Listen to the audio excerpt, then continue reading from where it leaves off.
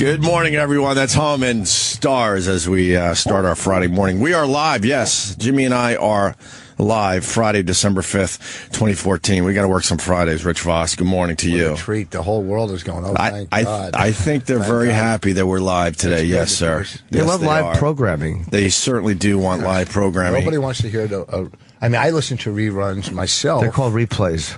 No, or reruns. No, listen to reruns. Reruns. This isn't the 70s. Exactly. Or 80s or 90s. And I thought about this coming in. How about you put your headphones on? Yeah, how about you raise your microphone? You're a little low. You're a little low in the mix, Rich Voss. Which is where you belong. But we can. Yeah. You're a radio host now. I mean, you should know this stuff. I'm not turned on. You are turned on. Dick in your face. Listen, I made this mistake. And we're off, yes. I made this mistake months ago, and I thought about this, that I sat in Anthony's chair, and it caused controversy. So I do not want to sit in Dan Soder's chair today. Okay? All right? I don't know where Dan's Or Doug been lately. Benson. Did he sleep in studio for 3 fucking days? What's wrong with that? Nothing at all. What's up with the jealousy? That's exactly what There's it is. a lot of jealousy going on. Shut up, because Doug Benson. I'm a fan of Doug Benson. I was a fan of Foster Brooks when he was doing that kind of act. I'm that kind of fan. All right? All right? Shut up, Cheech. What I'm saying is he used my wife the other night, and I am a fan of Doug Who hasn't? You. Probably did. What am I saying? He wasn't on our show for 5 years. Then we said, fuck it, let's You're in town. Let's ride him out.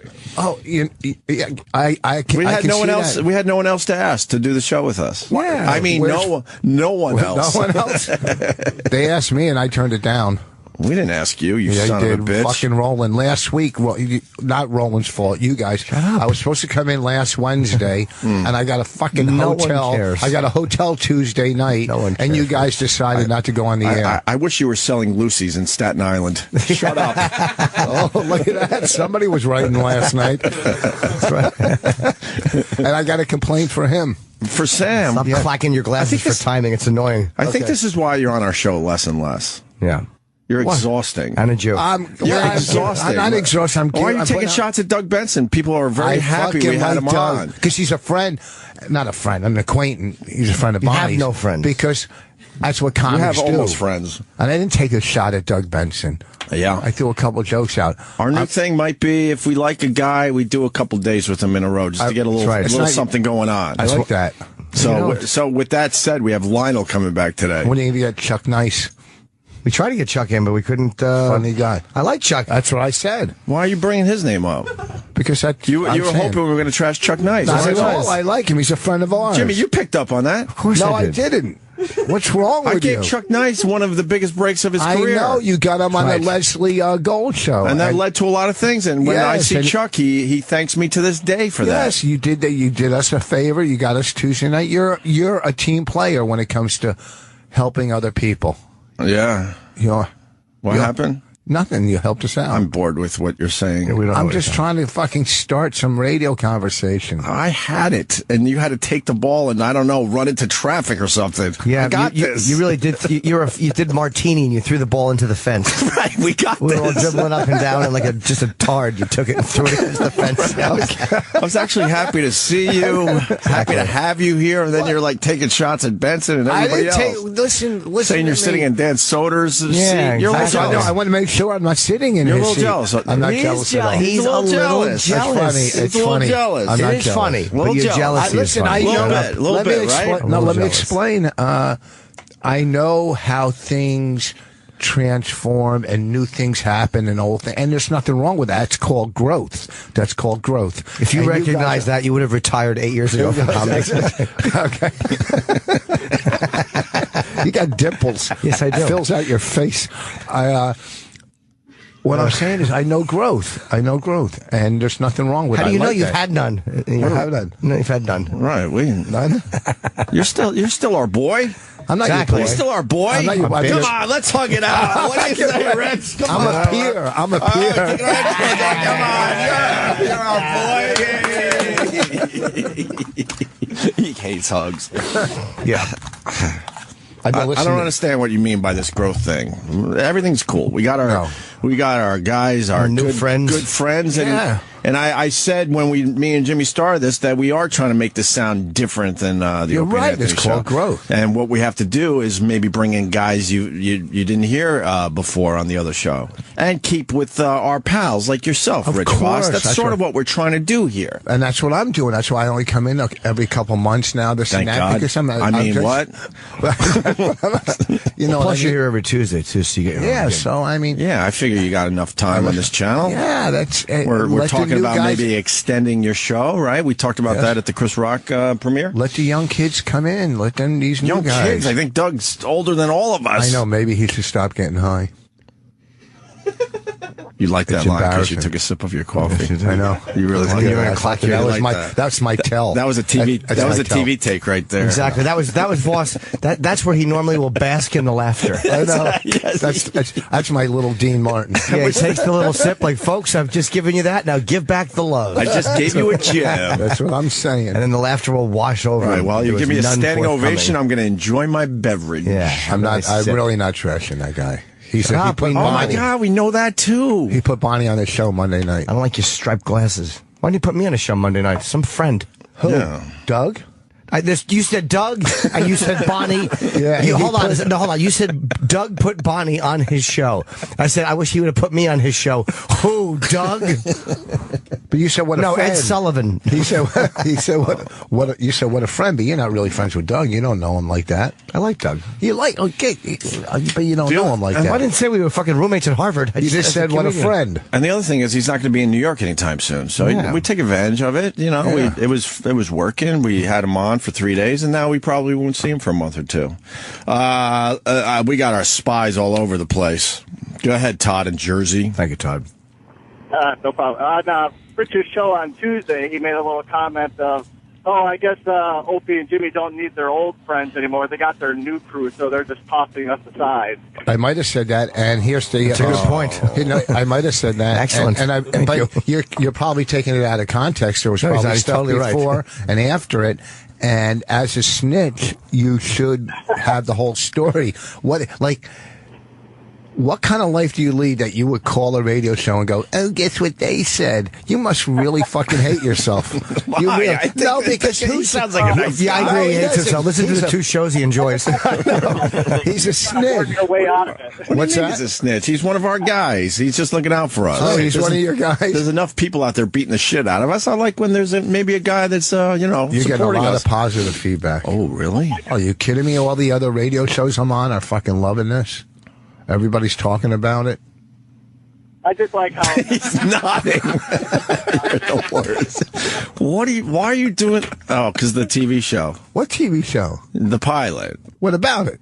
I don't know. Yeah, I think you think they're still walking around filming you right now. No, I don't. You're I doing a don't lot know. of TV Do takes. you think Voss has, I just got a pilot confidence? Yes. No, because I've had many failed pilots. Thinking of Todd. All right. Anyway, we're very happy to have you here. I'm glad to come in. I personally invited you, didn't I? Yes, and I'm glad. And you're on your way to Rhode Island, and Yeah. you stopped in here, and then you're going to hit the road in an hour or two and Well, go do some accept you. comedy. Comedy Connection in Rhode Island. I haven't done that room in years. Yeah, because they saw what you do. Well, there's that Bill's Place. No, Corey. I mean, I guess Corey owns it. Okay. I've never been to that club. It's a cool club. It's all right? Yeah. And then you're going to be there tonight and tomorrow? Yeah, I think it used to be an old bank, so I feel comfortable there as a Jew. So What are you taking a picture Your of? awful fucking glasses. They're $1 to $1. You think I don't know that? They're they look terrible. like they're from a dollar store or something. I hope they're just off enough that you think you can see, but you really can't. And you misjudge Is something. that what you hope? Is that your hope? It certainly is. Is it? I was also hoping a punchline would show up, and it didn't. So I was watching the protesters last night. I'm so fucking confused by this whole thing. I'm not even gonna. I can't front about it. I don't know. There's so many people that are supporting Eric Gardner in this one. So many people. But then I feel like the cops are getting a horrendous rap here. They get it right just about every single time. You know, and the cops need to speak up. They're getting this shit kicked out of them, including the mayor of New York City, through the NYPD under the bus, basically saying that, what was the exact line? Hold on, I got to get this Something right. about him training his son to kill PBA cops. Chief Pat Lynch fumed yesterday that Mayor de Blasio threw cops under the bus by saying after the Eric Gardner decision that he and his wife had to literally train their biracial son, Dante, to be wary around officers. Our city is safe because of police officers, Lynch said back. well, first of all, the word right there, train, it's teach. Okay, they're not going into combat against these cops. All you're teaching your kids the right things in life. So you're not training them, the cops. I get that the mayor is a hardcore liberal, but you can't throw your fucking police department under the bus. You just can't do that. Yeah, and what do they train the kid to say? Hey, I'm the mayor's son. There, that's it. I'm the mayor's son. Fuck off. Right, but there are a lot of people coming out to protest. I mean, this city was shut down last night. I mean, they shut down the Brooklyn Bridge. They just wander around, just making it a hassle for everybody else. But I don't fully understand this one. I think we need the cops to speak up and kind of explain what the fuck they deal with on a regular basis. Every day they go, look, I'm pro-cop, and I said this on my podcast yesterday. Fucking white people, get in the fucking back of the protest, all right? Don't act like you're down with all these causes. Bunch of you were fucking at Occupy Wall Street. You had a year and a half off, and you're going, oh, fuck, opportunity, okay? Because none of them, not none of them, but most of them aren't hanging out with minorities. They're not living amongst minorities. They're not fucking minority friendly until there's an opportunity for them to come out and just pander. Does that make sense? You might be slightly wrong on it because I think the younger generation, they don't see color as much as we did when we were coming up. Our generation, they just don't. For whatever reason, it is different with them. They just think a little bit differently. That's all. But, you think it's all kids out there? You don't think there's adults? But no, I don't know. I mean, are they just lemmings, or they really feel passionate about this issue? If they did, how come they weren't protesting for? They're not for what? All of a sudden, no. It's just like they were for Michael Mann. It's just like when there's a natural disaster, like say in Haiti or the Philippines, people send money to relieve their guilt. Were people sending money to Haiti or the Philippines before that? Well, and it's not like they didn't need it. Yeah, but it's not always to relieve their guilt. Sometimes it is. But if there's a natural disaster and you're offering a little assistance, sometimes you're just trying to help out. Right. Yes. And like when there's a big case and the decision is handed down and people are protesting, some people are just bandwagon jumpers. And that's some people just kind of come out and go, hey, let's help out and let's be a part of this because we kind of been thinking about it too. It's kind of mixed. I definitely think that's part of it because, they jump from hashtag to hashtag. So I don't know. Do they? At least these people are protesting and not just hashtags. Exactly, but do they truly have the passion for this topic at hand? I don't know. Like I tweeted, I know black people do. I know black people do. But I tweeted yesterday, I will never be killed by the cops. And then I wrote, and it's not because I'm white. And then, of course, people are like, no, it is because you're white. I'm like, no, it's not, because I don't want to deal with the hassles of, fighting a cop, which would add to more charges for whatever the original thing was that they, confronted me. And then you got to deal with the court systems and all that shit. I would just comply. I would bite my own fucking teeth. I love pointing at Jimmy every time I say that because I just love that. And then I would just deal with it later. I can't comprehend that you would sit there and face off with cops. You're going to lose every fucking time. The guy should not have died, obviously. It's a horrendous and tragic situation that happened to Eric Gardner. But, man, if you comply, I guarantee you're not going to die by the hands of the police. Period. There's time. I was pulled over once, and the cop said, "You turn too." Did you give a funny response when he said, I pulled you over? He said, "You turn too wide," and my natural reaction was, "That's all you got?" And I got a ticket. You are going to question authority. If a cop says to you, sometimes you'll put your hands behind your back. Sometimes you might go, "Why?" Before you do it. Yeah. Why do I have to put my hands behind? And there's no, if somebody in a bank said, "Hey, I'm not giving you your money," you're going, "Why?" Right. So that's a natural reaction to go, "Why?" There's a difference, but I don't like authority in general when they get in your face. You really start heating up, and of course you want to act out and carry on, but something inside you goes, man, it's just going to make it a lot fucking worse. I'll just fucking deal with this, get out of the situation, and cool off somewhere. Yeah, but a lot of times when they say put your hands up, they don't say Simon Says either, so you're not going to do it right away. It's still early, okay? You are not that early. It's not. No, I'm probably at 0 o'clock. I questioned a lot of times when why. I get that the guy should not have died. Trust me, but he's in horrible health as well, and the cops don't know that when they come up upon these scenes. Okay, here's the thing. When you get pulled over, the first thing you say to a cop is, I point at my arm and I go, did you not see the color? Why did you pull me over? No, I go, I'm Opie from Opie and Anthony. Used to work, too, by the way. I know. Not so much these days. But you do. Your first thing is, why did you pull me over? Right? 9 out of 10 times. You get mad, and you do get heated up, and a lot of people, will kind of take advantage of the fact they got a little authority, too. We all know that. Yeah. But then somewhere in your brain, you finally go, fuck, I just gotta fucking deal with this shit. I usually know I was doing something wrong, though. Most times if you get pulled over, I know I was speeding. Right. Like, every time I come back and I see a fucking ticket on my car, it's annoying, but I know the meter ran out. And I hate the fact that I got caught. But most times, they don't usually pull me over. I've never gotten pulled over for absolutely no reason. But what if theoretically it was happening a lot? Like, that's the racial thing. Yeah, like, what if cops were bothering you a lot and you weren't doing anything? I'm Eventually, sure I would hate them, you're going to hate them. Theoretically. Well, I openly admit I don't understand, being a black guy in a neighborhood where cops are harassing you. I don't have that experience. I'm admitting that. I just don't understand why so many people are so passionate about this. When we know a lot of cops in New York City, we know what they deal with on a regular basis. It's a pain in the ass fucking job.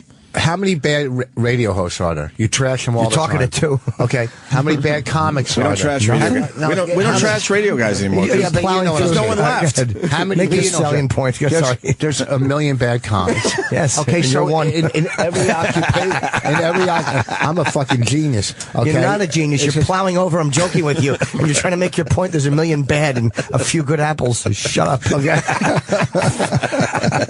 Your point being, Rich Voss. So, everybody acts like they're untouchable. And I'm pro-cop, but they fuck up too. What is this? All right. That's for later. That is true. They do. The problem is you never hear the cops come out and go, unless it's a Justin Volpe or a case that's so undeniable, but you never hear when there's a shooting, like whether it was Brown, where the cops will come out and go, our guy fucked up. Mm-hmm. Like, I know that's a huge lawsuit and then he gets in trouble, but it's hard to agree when they always, you know what I mean? Because I never once hear them come out and go, it was our fault. Right. So it's like they can't be right 100% of the time. They're human. You're never going to get the system perfect. Right, but if they came out once in a while and said, like, yeah, it was an overreaction this time. Right. He thought his life was threatened. We're looking at it, it probably wasn't, and he just fucked up because he was scared in the neighborhood. Right. If you heard that once in a while, then you'd be much more likely to go along with every time there was a shooting because you know that when they fuck up, somebody from the union comes out and goes, he fucked up. Right. But the grand jury said these cops didn't fuck up. It's very unfortunate what happened to Eric Gardner. Of course the union's going to say that in the grand jury. I mean, the grand jury, because... Well, why of course? Because it's their own. First, they're all in Staten Island. It's just like when you watch Law and Order. They're making deals. You know what I mean? But that's not my point. I sound stupid on that one. I sounded smart on the other ones. But you don't get. I can't explain what I'm trying to say. Yes, you and no, you didn't. Yes. Bonnie, you know what? Bonnie made a great point when we were. Remember what's the movie with Tom Hanks where Captain Phillips? Oh. Captain Phillips. No, not your life story. So Captain Phillips. And you see these Somalian pirates that are taking these ships. And you're going, look at these fucking terrorists. Look at these. And then she made a point. She goes, they have nothing. They have nothing. They have no food. They have nothing. And a boat drives by with everything you can need. That you can need. Right. So how can you fucking not blame them for trying to hijack that boat? Well, yeah, it's like the oldest thing. Why'd you rob the bank? Well, that's where the money was. Yeah, I understand. Yeah, we get why people do stuff. Yeah, no one wondered why. Yeah. No one thought like Somali pirates in the lap of luxury. Why would they do that? I believe none of us are really above that. If your life goes to shit, I truly believe you're going to do some stuff you never thought you would do to support yourself, your family, and what have you. I've done it. That's another TV take. I know. Listen. You're seeing TV cameras still. No, I'm not. This will work. I'll dramatically say I done it. Then I'll pause, and then I'll say it again. No, to commercial. I was just so used to doing TV stuff. Are you? That's never picked up. Were you sad to me that? Were you sad for me that I'm only seen as a blur in Chris Rock's new movie? No. Be honest. Did it make you happy? No. Did it make you happy? Your name was all over. I liked the fact that our names were all over the place. It was all over the place. You were a little sad, right? Listen, being my friend. Yeah, I said to Bonnie, I go, fucking Opie's got to be furious. Sam was showing way more than me. I'm a blur in the background for maybe an eighth of a second. I don't think you got a blur. I'm a blur. What, my scene, you could have sneezed and missed my scene. At least you had technically a scene. I know, in top five. Line. Yeah. You got a line. I was a consultant. Hey, you're going on tonight? I didn't do that. I didn't overact. I didn't fuck it up. It's fine. How hard is it to go, hey, you going up, and shake another guy's hand? That's true. And Chris said you were good. You only took like 8, 9 takes. Well, no, they take takes because they're coming in. I know.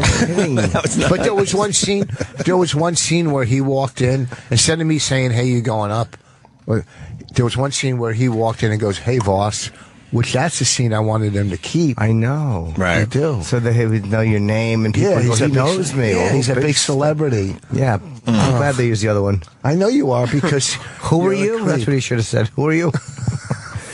Well, how do you think I felt with the way they edited? We were talking. There's at one point when Chris is talking and they just show me go. and my mouth moves like I'm a fucking fish. You ever see a fish trying to breathe when it's on a paper Every towel? time I look at you. And no words were coming out? No, it was just a quick edit. When is Hammy 4 coming out? It's a fair question. I made that up. That was some improv from Jim Norton. Wow. No, maybe I didn't. Maybe I lived. I lived. I go in lab. Can we play the Glenn Beck thing? So this is why I'm openly admitting I'm confused by this whole thing. I really am. I'm trying to figure this one out. And then you get someone like Glenn Beck, which you would assume would be, pro cop on this one, and he's not. Glenn Beck is not. You know why? Why? Because we're talking about Glenn Beck right now. Oh, you think he took this angle? Well, if he took his regular angle, they would expect that. Yeah, but maybe you're right. I don't know. You think he would just stick to his guns and his beliefs, don't you think? That would be. I mean, maybe this doesn't go against his beliefs, though. Yeah, let me hear this clip. This is Glenn Beck on the Eric Garner situation here in New York City. Hello, America. Let me be counterintuitive, I guess. Not to you, not to the fans, not to people who have listened for a long time, but I would imagine to the rest of the press. Let us be counterintuitive. While I disagree with the protesters and what they're doing in New York, I strongly disagree with the decision of the grand jury in New York. No question. I mean, I would like to see the parameters. I'd like to see exactly what they were doing, how they made this decision. And that is the most important. I mean, we don't have to know that. If they couldn't charge him with anything but murder. I mean, manslaughter. Manslaughter should have been considered. I don't know exactly how this happened, but I will tell you this. The decision of the grand jury in New York on the death of Eric Gardner. Here's a guy who was not a resisting arrest, was not being a jerk. The video is very, very clear. The police put him in a chokehold, threw him down. Against department policy, by the way. Right. He has a heart attack and dies. Now, did they? And he's crying out the whole time. I mean, it's just heart-wrenching to hear him. But he did resist a little bit at first. It wasn't a swinging punches resist. Right. But he was making himself difficult to be cuffed, and it's like, what are they supposed to do? Like, I'm not saying they're not totally right, but what are they supposed to do? Wait to get punched in the face? And how heartfelt is Glenn Beck as he's reading that? Wait a minute. Sometimes guys write their monologues out. It comes from the heart. Kenny? Yes, he did resist arrest. Yeah. And there's no such thing as just resist a little bit or he said, don't put your hands on me. He swatted the cop's hand away. Right. And he said, so.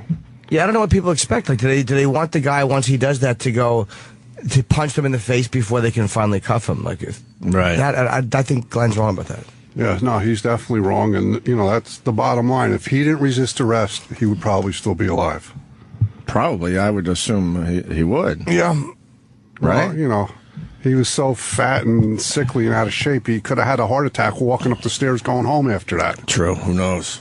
It's very tragic. I keep going back to that. Of course, it's very tragic, but He's a victim of circumstance. and the NYPD's not going to get it right every time. I don't say that casually, obviously, because someone lost their life, No. but I don't like Pat Lynch, though, because he never, and I know a union guy is a union guy is a union. I understand that, but he never comes out in any situation and says, my guy was wrong. So it's kind of hard to listen to him when someone is every single time. right. Yeah, the only time he will do that, I think, is if the evidence is so overwhelming. Like like Volpe shoving a plunger in someone's asshole. Like there's no human way to defend that.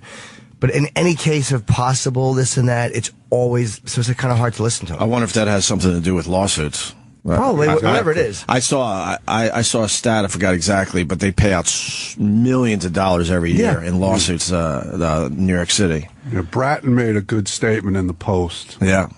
Yeah. What do you say?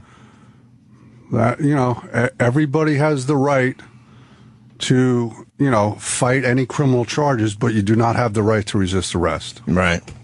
I think Pat Lynch is right on this one because you got the mayor throwing the whole fucking police department under the bus. The whole fucking department. Not only that, you can't have the mayor do that. I'm sorry. I know you lean extremely left, but you can't do that. Dinkins used to do it. I understand other mayors have done this. I get it. Yeah, he said in his 19-minute speech that Eric Gardner was a good guy.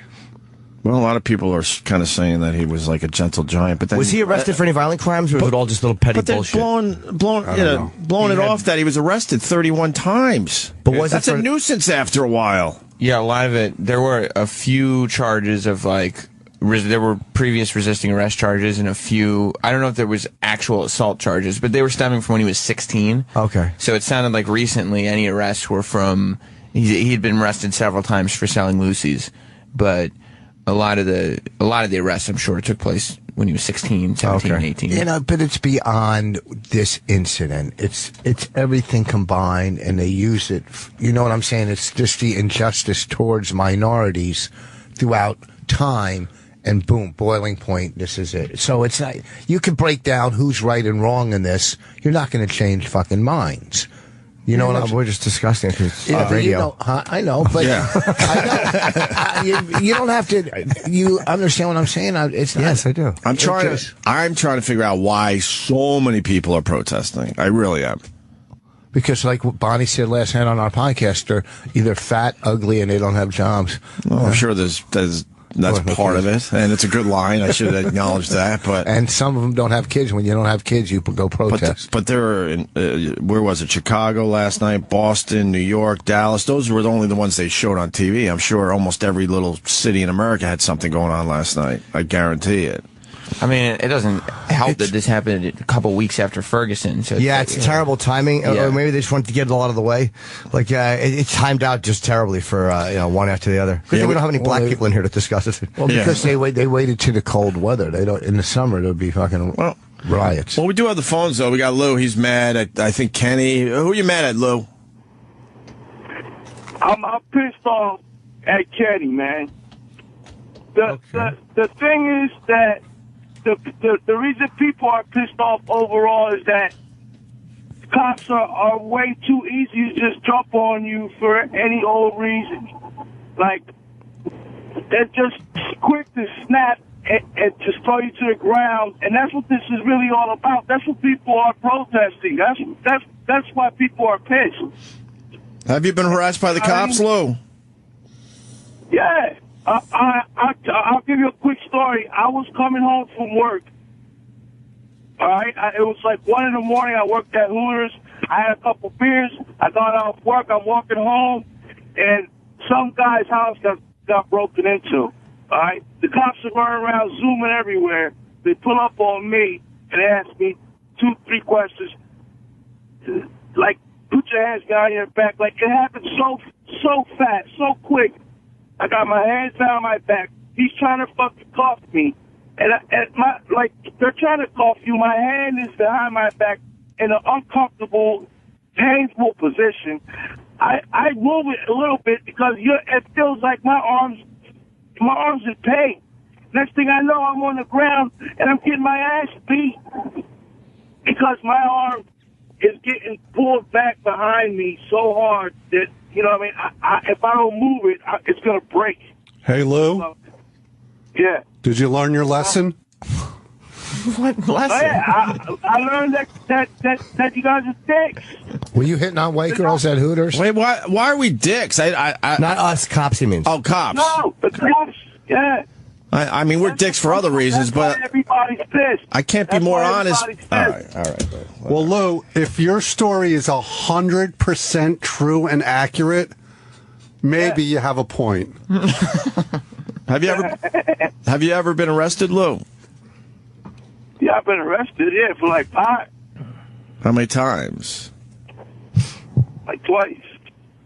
You should be in prison.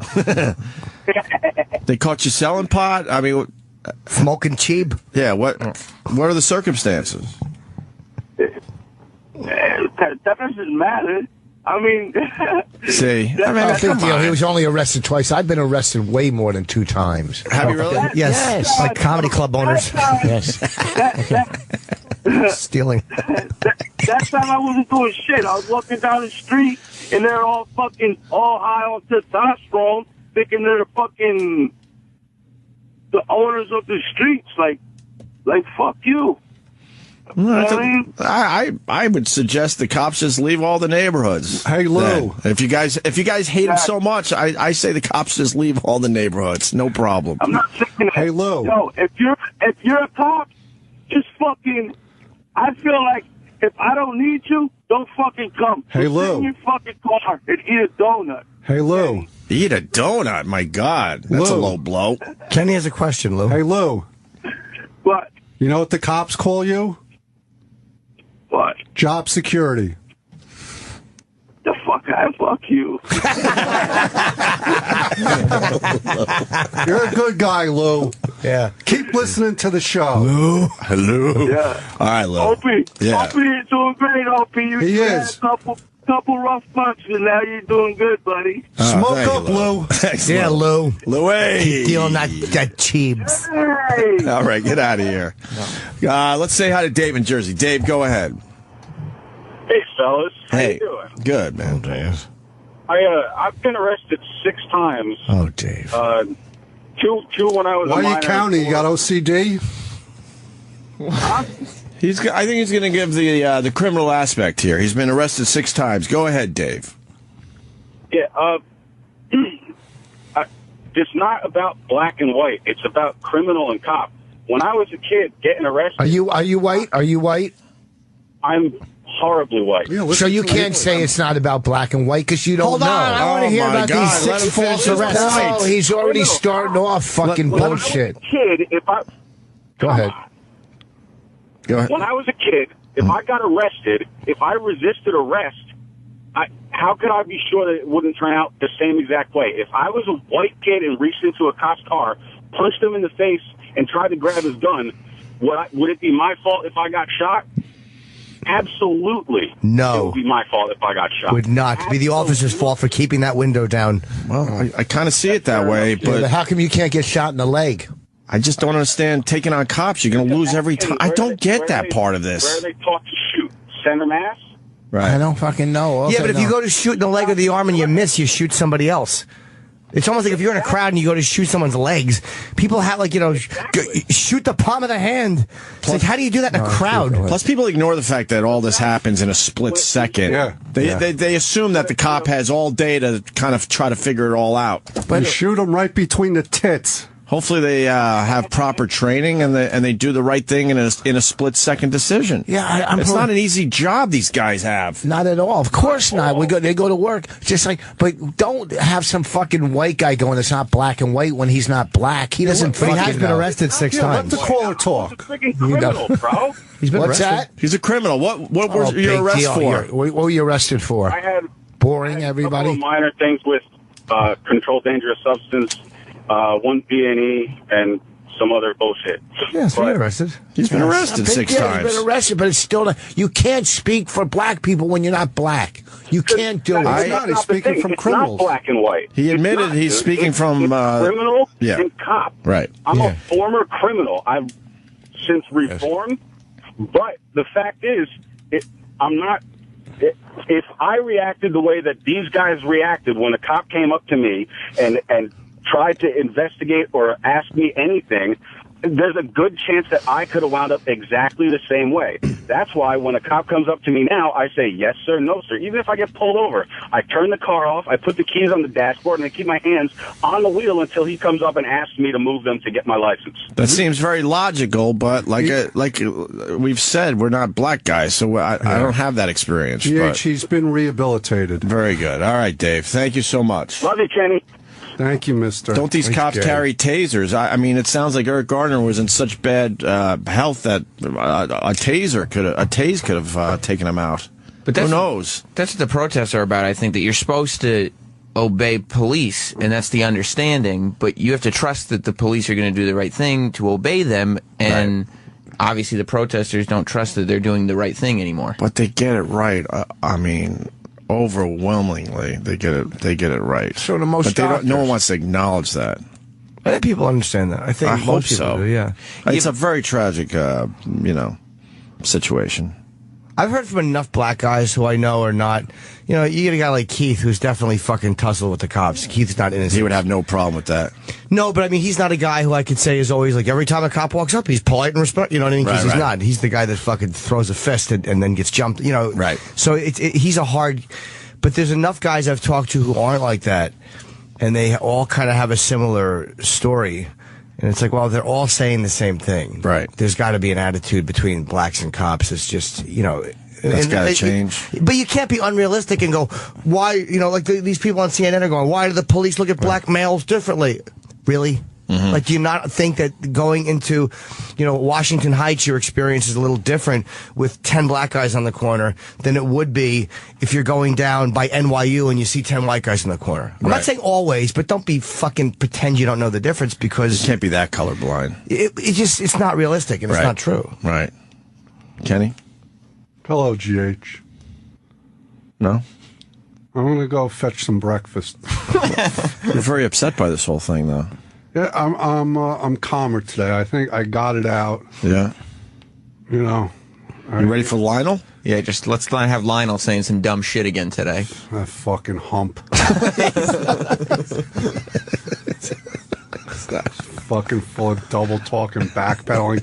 I listened to the replay. He absolutely started by trashing the cops. Me and Jimmy don't think so. I didn't get the impression. Sitting next to him, I didn't get that impression at all. He was revving up, and I don't think you allowed him to complete his thought before you pounced. Yeah, because, believe me, if you listen to the replay... There was a lot of pro-cop in there. No. But he has questions. No, that's typical lawyer speak. Yeah. Yeah. I mean, he has a way to try to suck everybody in and please everybody. Kenny was right. He was playing both sides of the fence a little bit. I didn't feel, maybe he was, but I didn't catch it. Yeah, I did. But it's like something like this though. It's hard to be 100% one way, because you watch that video and it's like, fuck you, man. He was saying I can't breathe, but then again, they did ask him. It's like, it's not just so cut and dry. I can look at that or hear this Michael Brown testimony and go 100%. That's how It's hard to be 100% one way. I can't on either one of these. Right. The bottom line is he should not have resisted arrest. That's true. He should have given his hand. He contributed to his own circumstance. Yeah, but I mean, it's still. And he's been through the system enough times to know. What the whole deal. Yeah. How it all goes down. Yeah. Right? But cops are not infallible. Yeah, but if he's been doing it so many times, maybe he's going, why again? What did I fucking do this time? So you could, from his point of view, you're going, fuck, I'm out here so-and-so. Why am I under arrest? And a lot of times you'll question authority, and that might not be resisting. That's questioning authority. Does that make sense? And you're going, why the fuck are they coming at me again? Because someone said he was trying to break up a fight, which I don't know what that part of the video was about. I know something happened to the guy that took that video. Yeah. What happened to him? And they're saying that's a conspiracy, too, right? What happened to him? I don't know. He's in the news. Like he got arrested. He got arrested for something. Oh, he's alive. And they're basically saying he was set up because he filmed their car and everything. It's just like it's exhausting. But This whole thing's exhausting because no one wants to be honest with themselves. What happened to that guy? He got caught with a gun, handing it to somebody else, handing it off. Oh, you know. He was arrested on gun possession charges. Yeah. And a lot are saying, well, he was set up because he took the video. You live by the sword, you die by the sword. So. Wasn't it Kenny the Eighth? Wasn't there a female black cop on the scene too? Yeah, the sergeant, the boss. The boss was a black cop. A female black cop. So but they still try to, push this as a race issue. Well, she's a female, so you can't really. You know what I mean? Patrice had a great bit on female cops. He just thought they were kind of just hilarious to point and laugh at. Like, what are you gonna do? You're really gonna get me in handcuffs? It's a great bit. It's on YouTube if you want to find it. Very funny shit. I'll do it during break. I said I'm answering. Yeah, it sounds good. Maybe Doug Benson's flight was delayed. Sam, can we find out? Yeah, let me text him. Okay. I like it now. All right. Calf rub. Thank you, Kenny. Let's see. Never resist ever. You wait to see the judge. My brother's a state trooper. I want to put my 2 cents in. Yeah, because cops, they're just not allowed to talk. And a lot of the ex-cops feel like they can't talk, I guess. Even when you retire. We rarely get a cop talking on any of these heavy topics. Yeah, because let's say hi to Justin in Missouri. Justin. Hey, what's going on, fellas? Hey. I got 2 things. Opie, whenever you come up with a one-liner, it works a lot better when you don't say, wait, what? Like when Jim does it, he pulls it right off, man. Okay, comedy coach. All right. Okay, because how long have you done fucking radio, stupid? You don't talk to Opie that way. And what else you got, Justin? I have the most respect for Opie. I was listening to the rerun or replay, whatever you want to call it, with my brother. He's a state trooper in Missouri. Yeah. He 100% disagrees with the way Kenny came in, and he thinks from just what he was saying, that's how he thinks cops all act, and that's completely wrong, just to jump on shit like that. First of all, state troopers aren't really cops. You guys are just patrolling the highway for speeders. Fuck off. State troopers, really? They're not on the street. They're not fucking dealing with anything. All right, they're pulling over a semi-wheeler or whatever, or a semi-wheeler. What do they call it? Justin, do you have a point? It's a very dangerous job. Actually, they do a lot of interstate drug people. They have to deal with. They have to chase down. Justin. Wait, I'm not a state trooper. Justin, do you have a point? Like, if you're going to call a radio show, you got to kind of be focused. I mean, if we're going to critique each other, like, what's your point? I guess I don't really have a point. All right, see you later, brother. And the thing is most troopers think they're better than cops anyway. Yes. Yeah. Because they're dressed like Smokey and the Bandit cops. they look impressive. They have cowboy-like hats. I'm white, but I grew up in a black hood. All right. I was harassed by white cops. Let's go to Greg in Pittsburgh. Greg, go ahead. Okay, how you doing, guys? Good. I was just about that you don't understand from a black perspective. Well, I'm white. I grew up in a predominantly black neighborhood. What, did he say boss? Yeah, you don't. I grew up in a fucking black neighborhood too, stupid. Yes, no, I you did. didn't. Yeah. I've been to Plainfield. It's not a black neighborhood. Okay, I did. Shut up, quit disagreeing with me. It's a black. I grew up in a black. Shut up, I've been there. Number one, the cops, okay, they fuck with anybody that's younger, dressed a certain way, is out at a certain time of night. So if I was black, I would guarantee that there was racism against me. Okay, so it's not necessarily always racist. I'm sure there's racism in every aspect of life. So, of course, some cops are going to be. But just because they're fucking with the people that are on the corner, or they're out at 2 o'clock in the morning, or they live in a certain neighborhood that's high in crime, doesn't mean that they're racist. Right, you just gave 3 good reasons why they should be fucked with. Right, I'm agreeing. Look, that's what I'm saying. Like, I don't think just because you're black and you're getting harassed means that the cop's racist by any means. It's the old adage that the mafia used to have: don't draw attention to yourself. Right. It has a lot more to do with your demeanor. If you're out late at night, if you're dressed a certain way, if you talk a certain way, then of course you're going to be targeted, because statistically it shows that you're going to probably commit a crime or being up to no good. You're a good caller. I want to get to the way that Gardner, if you look out and watch the video, the cop was trying to perform what they call a seatbelt move. Okay, but then Gardner backed up while the cop was on his back and pushed him against the wall. And then when they got on the ground, he swarmed around a little bit, and that's how he ended up on his neck. And it was only for a few seconds. So to say that the guy was purposely choking out, I think is absolutely ludicrous. Well, I kind of agree with you on that. That's it. Punching out, guys. All right. Thank you. Let's, we should take a break. Lionel's here. You know what's Rich good Voss about is here. Yes. I'll be in Rhode Island in Providence. You know what's good? That you really pay attention to these fucking callers. I zone out like... Well, we try to. That's part of the job. It's hard. Shut up. Guys Rich, babbling. what would you like for breakfast? What would a state trooper have? I'll have... My balls. All right, Jimmy, where are you going to be? Jesus. Harrisburg, two shows tonight. Yeah. Early show is sold out tomorrow, so I have only the late show available tomorrow. Jimmy's hitting the road today. Rich Voss is going up to Rhode Island Comedy Connection. Providence, Rhode Island. My Wife Hates Me podcast Tuesday night, and get our movie. What's going on with the movie? What's going on? Well, here's the deal with the movie. It's doing did okay on iTunes, and it's headed to Netflix in January. All right, I think people should go and get that damn thing. Get this fucking thing, man. I only need 200,000 more downloads. Please. To break even, right? To get close to breaking How even. shitty is that? You guys make a really good movie, and you need 200,000 downloads just to break even. From now, I think people out there just assume if you put a movie out that's halfway decent, you just make a lot of money. It's not the case. Especially documentaries. You told me how much you were making per download. I think I started dry heaving. I was puking. It's horrible. Everybody takes a cut. What do we get for a download? I think around that. 70 cents, right? How did you know? I just wrote that. And that's how he knew. He obviously doesn't listen. But wait a minute, Rich. But I didn't think you would remember that. I remember stuff. I listen to what my friends say to me. How much is the download total? $4 for and $5 for high def. Okay, but so how much does iTunes take? How is it? iTunes takes 35%. They take 35%. How is it that the distributor takes 25%? That's 25%. That's what a distributor takes. Yeah, that's what every distributor is saying. You're not going to get a movie, and the distributor doesn't take 25%. What's your percent? Well, right there is 60%, right? Then we give 10% between the lawyer and the guy that got us the distributor. So that's 70%. It leaves us 30%. That's not 30%.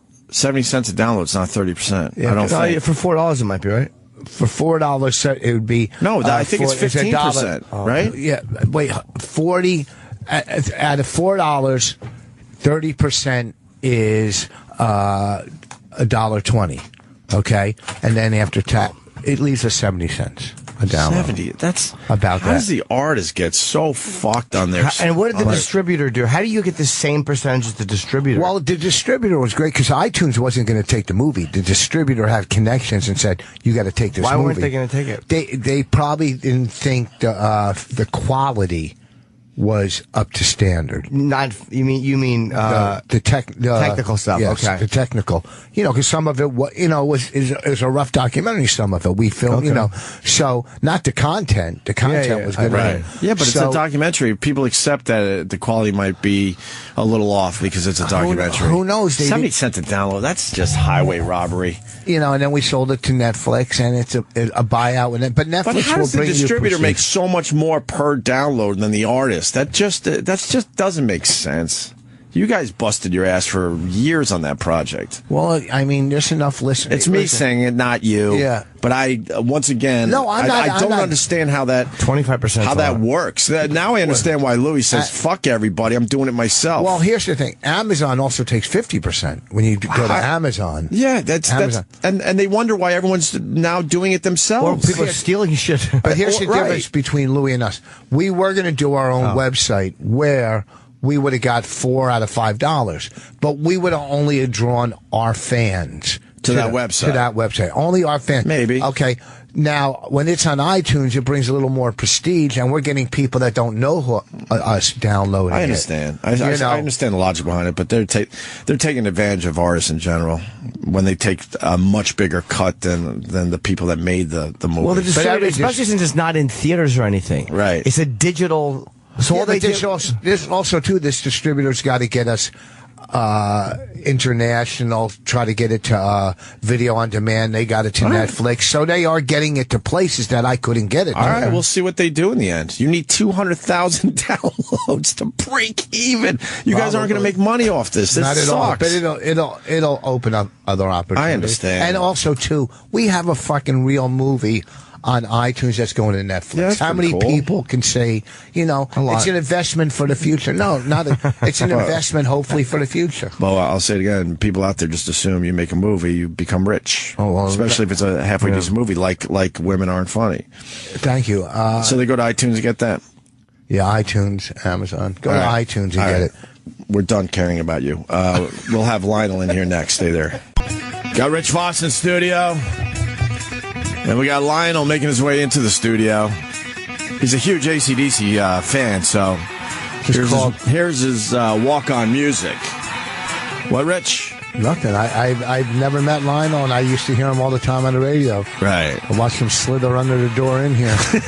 Little rat. What's up, Lionel? What? How you doing? Where's Kenny? He's getting some food and stuff, so. How's it going? My name's Rich Voss. Rich, how are you, sir? Good. I used to listen to you a lot. You're the one. That's my line. Out of every station you were on, ABC, then OR. Thank you, sir. I used to listen to you, and I was very impressed. When he said, I'm Rich Voss, let me explain to the audience what just happened. He was really hoping Lionel would say, I know who you are. No, I don't give a fuck. Shut up. Of course I do. You know who he is? I was just putting my stuff down. Oh. We're not going to do an AC/DC thing again, are we? That was your music, because you're a big fan of AC/DC. Love them.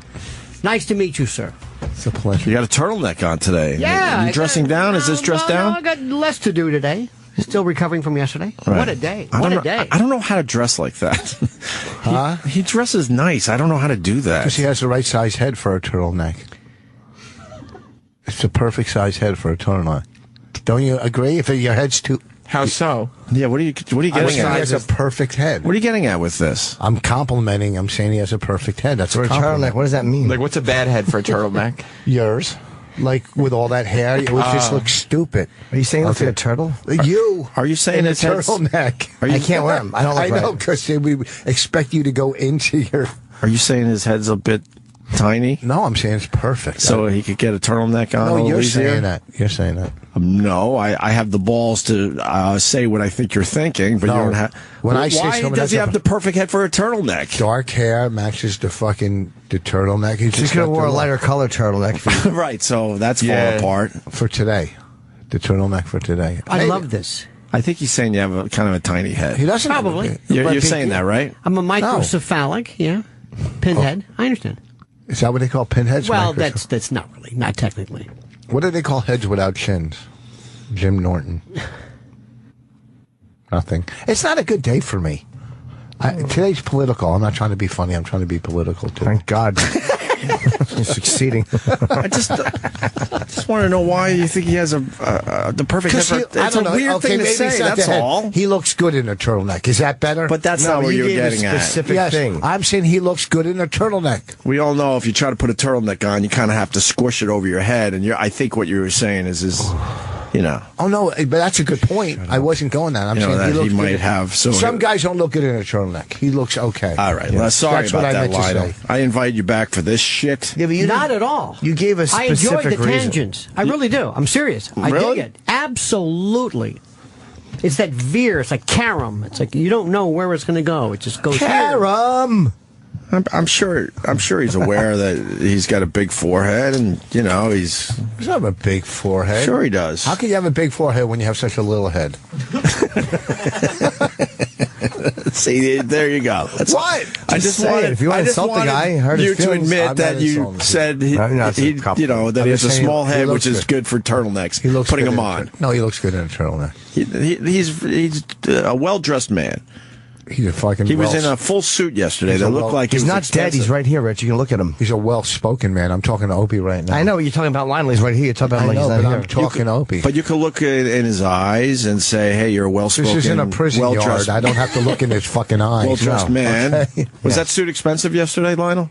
Not particularly. Wait, you're not wearing your tiny glasses today. No, he's either. wearing bigger I'm glasses. wearing the bigger ones. You didn't like us making fun of your tiny glasses not at all. yesterday. Tiny glasses. Tiny glasses. In the wine. The picture of Jimmy with your tiny glasses on made me I look laugh retarded all day. I look retarded with his glasses on. It's like a Philip Seymour Hoffman character. I have a question for you, and I've listened to you many times, and you pretty much are pretty level-headed. Sometimes you'll lean to the right or the left, and you know what I mean. Depends on the situation. I know you're politically left, but when it comes a little more, but you will take. But he's got some moderate in him. You'll take the right side. I will. Right. Do you think, as a lawyer, people like Ron Kuby are too extreme? Do you think?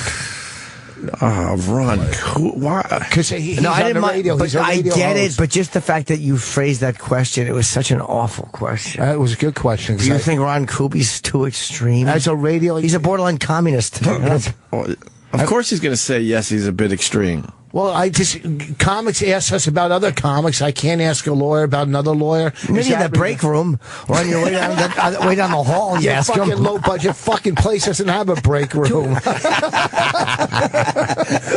Fucking break room. You're lucky you got this room. Some of these questions are meant for off air. That was just terrible. Yeah, that's like an off air question. Hold on, let me start off better. Although I like the tiny head thing was perfect for on air. That was great. That was vintage radio. What did you? What subways did you take to get here? I walked. Okay, see, that's that level of the question you just asked. How about last night, huh? Yeah, wow. I started the show by saying I'm very confused by the whole thing because there's so many people coming out and protesting for Eric Gardner. Mm-hmm. You know, I understand it's a tragic situation. I'm going to say that all morning because I really do believe that, you shouldn't die because you're resisting arrest. We have to give. I did a podcast yesterday. Just on this kind of. Are they looking for people? No. And I just wanted because after being with you and you always have to say it was a tragedy. It's a tragedy. Yeah, we support our troops. You have to give these disclaimers. Yeah, you certainly do. I'm not saying all cops are. I'm not saying it's like of course nobody is lauding the death of anybody. So let's start off. Say that and move on. Part of it, and you're right, but part of it is we've become accustomed to no matter what you say in social media or wherever it is, people are just going to jump on it. So you almost build in a repellent to their argument that you know is coming. Right. And just that diffuses. Right. And that diffuses your. For example, one of the things I said was, why is it? And if you had to talk to somebody from another planet who came in and said, why is it? I'd say, how did you get here? Tell us about your technology. How did you stop from self-destructing? Did he use the black holes? Yeah, and the wormholes and whatnot. But aside from that, if somebody from another country were to say, when a black officer kills a white civilian, and this is maybe whether it happens enough, why aren't there riots? And I asked somebody the other day, and they said, that's stupid. I said, well, why is that stupid? Oh, that's a racial thing. I said, wait a minute. I'm asking a question. Mm-hmm. I want to know the question. So what Jim is saying is people say, oh, wait, you can't ask that. Well, why can't I ask that question? Mm-hmm. Another thing, too, is if you bring up the fact that Eric Garner, tragedy, I'm sad, let's get that out of the way. But this is the guy who, the reports were, shop owners said, hey, would you get him out of here? He's harassing people. Get him off the street. Hey, NYPD, I pay your taxes. Get him out of here. Don't kill him. So the way that he is portrayed was, this guy's just ambling down the sidewalk, minding his own business, has some loose, untaxed cigarettes in him. Here comes the fuzz. Jumped. That's not what happened. Now, if you bring that up, that idea conflicts with somebody who's doing the I can't breathe, and they call you a racist. Because racist is the third rail. It's that kryptonite. You can't do that. You can't go there. Mm-hmm. And that stifles free speech. Right. Because there's 10,000 issues here. There's so much. For example, you know how we solve this? From now on, whenever there's a shooting, start with New York and move around the country, that particular prosecutor has to, by law, have a special prosecutor take the case to a grand jury. And that's it. Right. How difficult is this? Right. But I don't know if people really want to talk about the solution to this because it's too complicated. It's not black and white, no pun intended. There's factors involved in it. Right. So I don't know whether people want to interrupt the momentum of the protest. And another thing, if you're going to have a protest, you better be organized. This is going to go the way of Occupation Wall Street. I mean, I'm thinking, I'm looking at Twitter, my God, it's at Dallas, at Boston, it's Phantom. Wow. What is the message? Who's in charge? Where is this going? Is this going to kind of diffuse over the weekend into something? What do you want done? Because look at the civil rights marches of the 60s.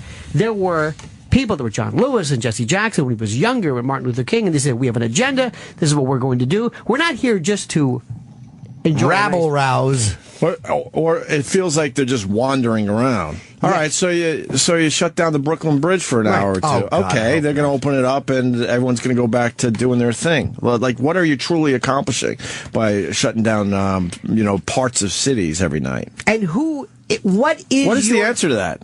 I don't know. Do they feel like they're accomplishing something by doing that? Or do they feel like they're just wandering around going, well, what are we really doing by walking around? Getting people to talk about the most coverage when they're blocking them. And then you got the press, if they would turn off their fucking cameras, because everyone is on their phones going, oh, fuck, we're live on CNN right now. If they would just turn off their cameras, people would go home a lot earlier. Precisely. There was a phrase in the 60s. What if they gave a war and nobody came? Or what if there was an event and nobody covered it? And again, last night, this weird juxtaposition, Peter Pan with the protest. And I couldn't watch that Peter Pan shit. I know a lot of you guys were tweeting that event. Oh, how was it, Sam? I mean, it was fairly cringeworthy at times. Why? It's a story of a magical boy. But I like musicals, so I enjoyed it. I do too. Do you really like musicals? Uh-huh. I like a magical boy, and I like musicals. I don't think anyone really likes musicals. Story of a magical boy. Christopher Walken was not great. No, he wasn't. He didn't throw in a lot of effort into the role. Why did he play Peter Pan? No, he was Captain Hook. Captain Hook. Yeah, but he was lip syncing and barely dancing and like spoken word. You can't possibly like musicals. I do. I like stories about magical boys. That's what you like? Yes, I do. You like the message of never growing up? Yes, I do. It's always being young. Yeah. Flying in and sprinkling dust on people. You like that? Fairy dust. I do. I can't wait for the Black Annie to come out. That's going to be great. Is that going to bother you that they're doing that? No, because they're doing a White Roots. That was good. It wasn't bad. It was good, yeah, but well, I mean, come on. We saw how well the Honeymooners did when it was Mike Epson. Okay, I don't remember the Honeymooners. You said the Honeymooners. No, you didn't. You idiot. I think you said Mike Epson. Can you rewind and listen to him? Okay, you might be right. I know. A, I know I'm right, and B, I want to hear the Honeymooners. And I think you said Mike Epps wrong, too. Yeah, I did. I'm sure I think you did. Avocado. Give me the avocado. Lionel, we'll get back to some serious conversation in a minute here. Not at all right, let's hear this, Eric, please. You got it? Eric! And I don't understand Sam liking musicals. You like musicals, Lionel? I'm not a big fan. I get really mad. I'm like, they're fucking singing again. Because then they will do dialogue for a little bit. I'm like, okay, I can appreciate a good Broadway show. Words. They all know the words spontaneously. Right. And then all of a sudden, oh, fuck, here comes another song. And then you look at your program like, I got 12 more songs to sit through before we can get out of here. See, I say only 12 more songs. I hate musicals. I like a story about a magical boy. You do? Yes, I do. That's why Mum and Chance was my favorite. It's Mum and Chance, not Mum and I think Chance. you might have got that one wrong, too. Why would you attempt a word of that size when you couldn't get the Honeymooners? You know what? I didn't see the musical, but I saw the movie Jersey Boys, and it was great. I mean, see, I didn't see a couple songs, little catchy songs, that's fine. But where the whole thing is another song after song, oh, God, no. You didn't like Les Mis? I don't think I ever went to Les Mis. And see, I don't even know if I went. I'm not sure. Right. You could have gone. You just don't. You have no memory. I think I didn't go. You see the movie? No. Movie was good. No. I did the Phantom of the Opera thing. No. He likes music. What about Jesus Christ Superstar? Did not go. Yeah, that's a matter of opinion. Did you ever hear the music? I did Jekyll and Hyde with Sebastian Bach. He was really good. That one I almost didn't mind. How about Hair? I didn't go. I avoid musicals. No, I mean the movie. I don't go. Can we hear this? Versus hair in general. Right. Can we hear? I just want to hear Rich. Yeah, Trip sure. on, please. I was just stalling. Yeah, he found it. You got it? Come on. We saw how well the honeymooners did. The honeymooners. Did he say Mike Epson or something? No, I said Mike Epps. I think he said Mike Epps. Or was it Buddy Epson? Okay, back to Lionel. So, where are you at with this today? I mean, it was quite impressive with the protesters. The numbers went way up overnight too. Yeah. And are they going to continue tonight? Is it going to get even bigger tonight? Well, it's not going to continue indefinitely. In fact, what's going to happen is, what's the message? It's going to go I think it's going to go the way of Occupy Wall Street, because it's kind of incoherent. You know, what exactly? Okay, now that you've done this, I got it. I can't breathe. I got it. I understand that. What do you want? Imagine Martin Luther King having a march. What do you want? They want some cops. What do I want? I never thought about that. What do I want? Yeah, but aren't there times to just say that we're mad about what's going on? Yeah, we're as mad as hell, and we're not going to take it. Exactly. I was out there trying to get that rally cry going. Did it work? No, I was trying to stamp the 1 foot. We're as mad as hell, and we're not going to take it. Right. It didn't work? No. Should have invited me. I think they want cops arrested, Lionel. Well, say it. They absolutely want some cops arrested. You want the cops arrested? You want cops indicted? Do you want to change the grand jury system? Do you want accountability for this? What is it that you want? I would say all of the above. You want more minority cops in minority neighborhoods. That doesn't work. Why doesn't it work? Because I talked to a cop. What happens is when you just put black cops in black... I said more. I didn't say all. Go ahead. When you just Jimmy's got an answer to this, for real. Because he said what happens is they start complaining. He goes, you put them in, guys from Harlem or the Bronx and they see the white guys with nice little gigs like Greenwich Village, and they complain. Why the fuck am I here? Because I'm black? I'm just saying that they've tried that, and they got complaints from the black officers. You go to Chinatown, it's all Asian cops. A lot of times that might be a language thing, though. It's all the same with the uptown. Well, they speak English, But nobody is going back and saying, let's look at what happened again. Let's look at this Eric Garner case. Forget the others and tell me what happened. What was the cause of that man's death? Forget just in general. Can you answer that question? Because sadly, he had shot. The facts.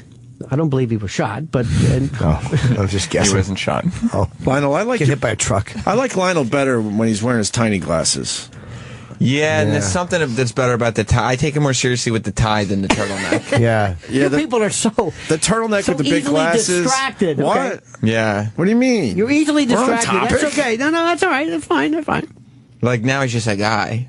Yeah. Yesterday he was a media presence. You got to look with those tiny glasses. Now he's just a man with sleight of frame. Do you still practice law?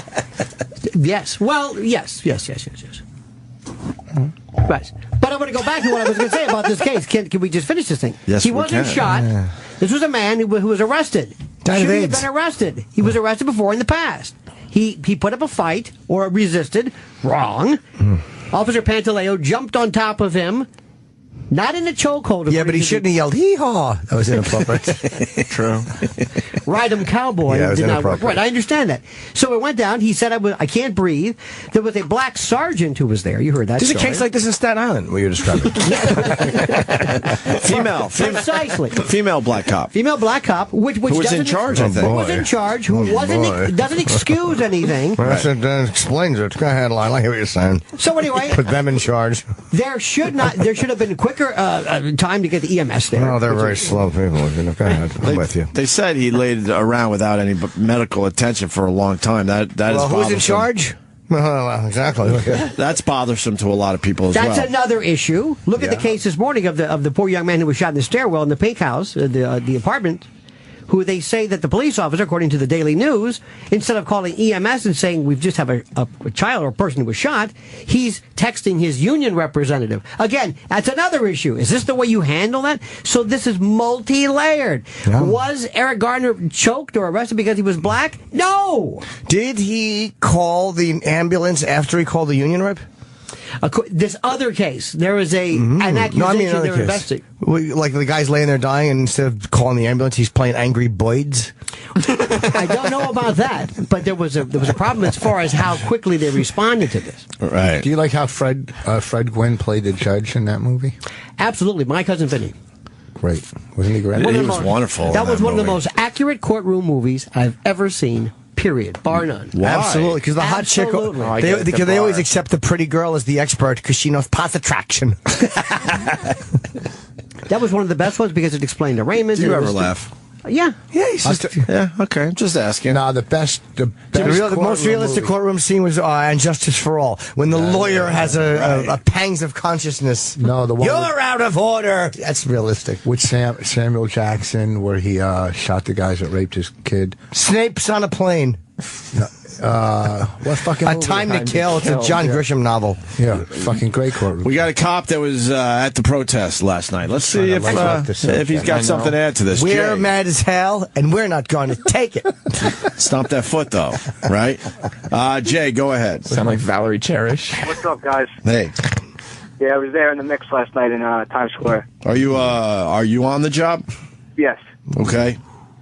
So I appreciate you guys' support for some of us. I know you guys have been talking the past few days, especially the weeks with Ferguson.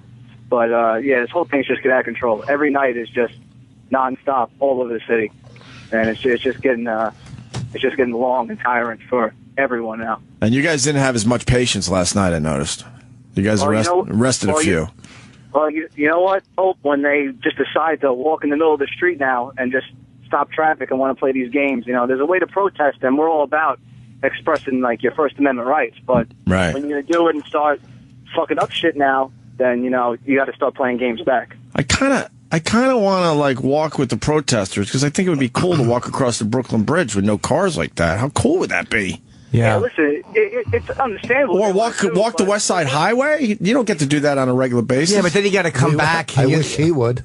You know what I just can't understand? What I can't understand is, I understand the black people out there protesting, but I just can't understand how all the protests, it's all white people chanting Black Lives Matter, and I just can't figure it out. Yeah, that's just exactly That's just what I said. Well, I'm trying to get mine going. We're mad as heck, and we're not going to take it, and no one will jump on that.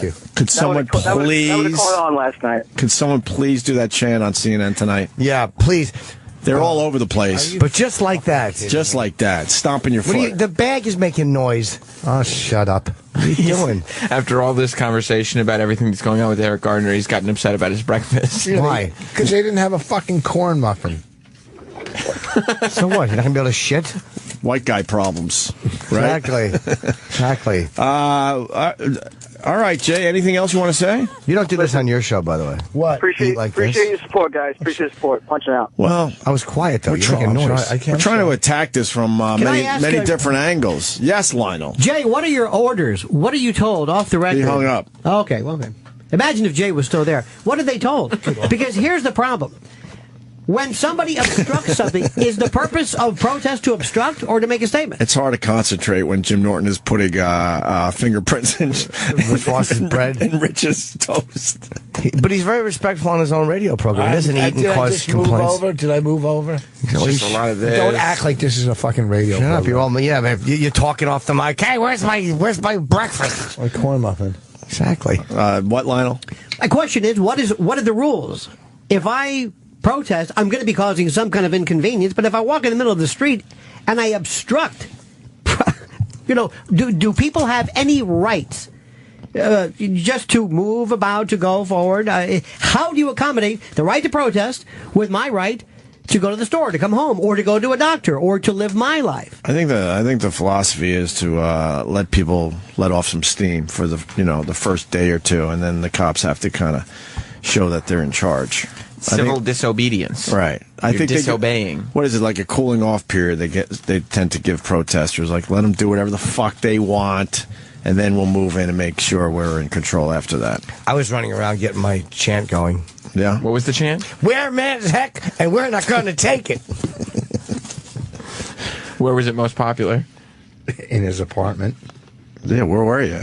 All over. Where? In Harlem, they were going crazy for that one. Harlem? I don't think they were really up there in Harlem last night. Yes, I was. You sure? Yes. You were walking around with protesters in Harlem? It's just me. Just you? That's right. What were you chanting? I'm mad as heck, and I'm not going to take it.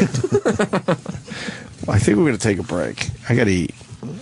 Rich, you got to eat, right? No, I'll let you get off air. How's Lionel doing so far? I fucking love Lionel. I was always a big fan of Lionel because I've always learned when I listened to him. What have you learned from Lionel? She felt that way about Kevorkian. I mean, here's the thing with Norton.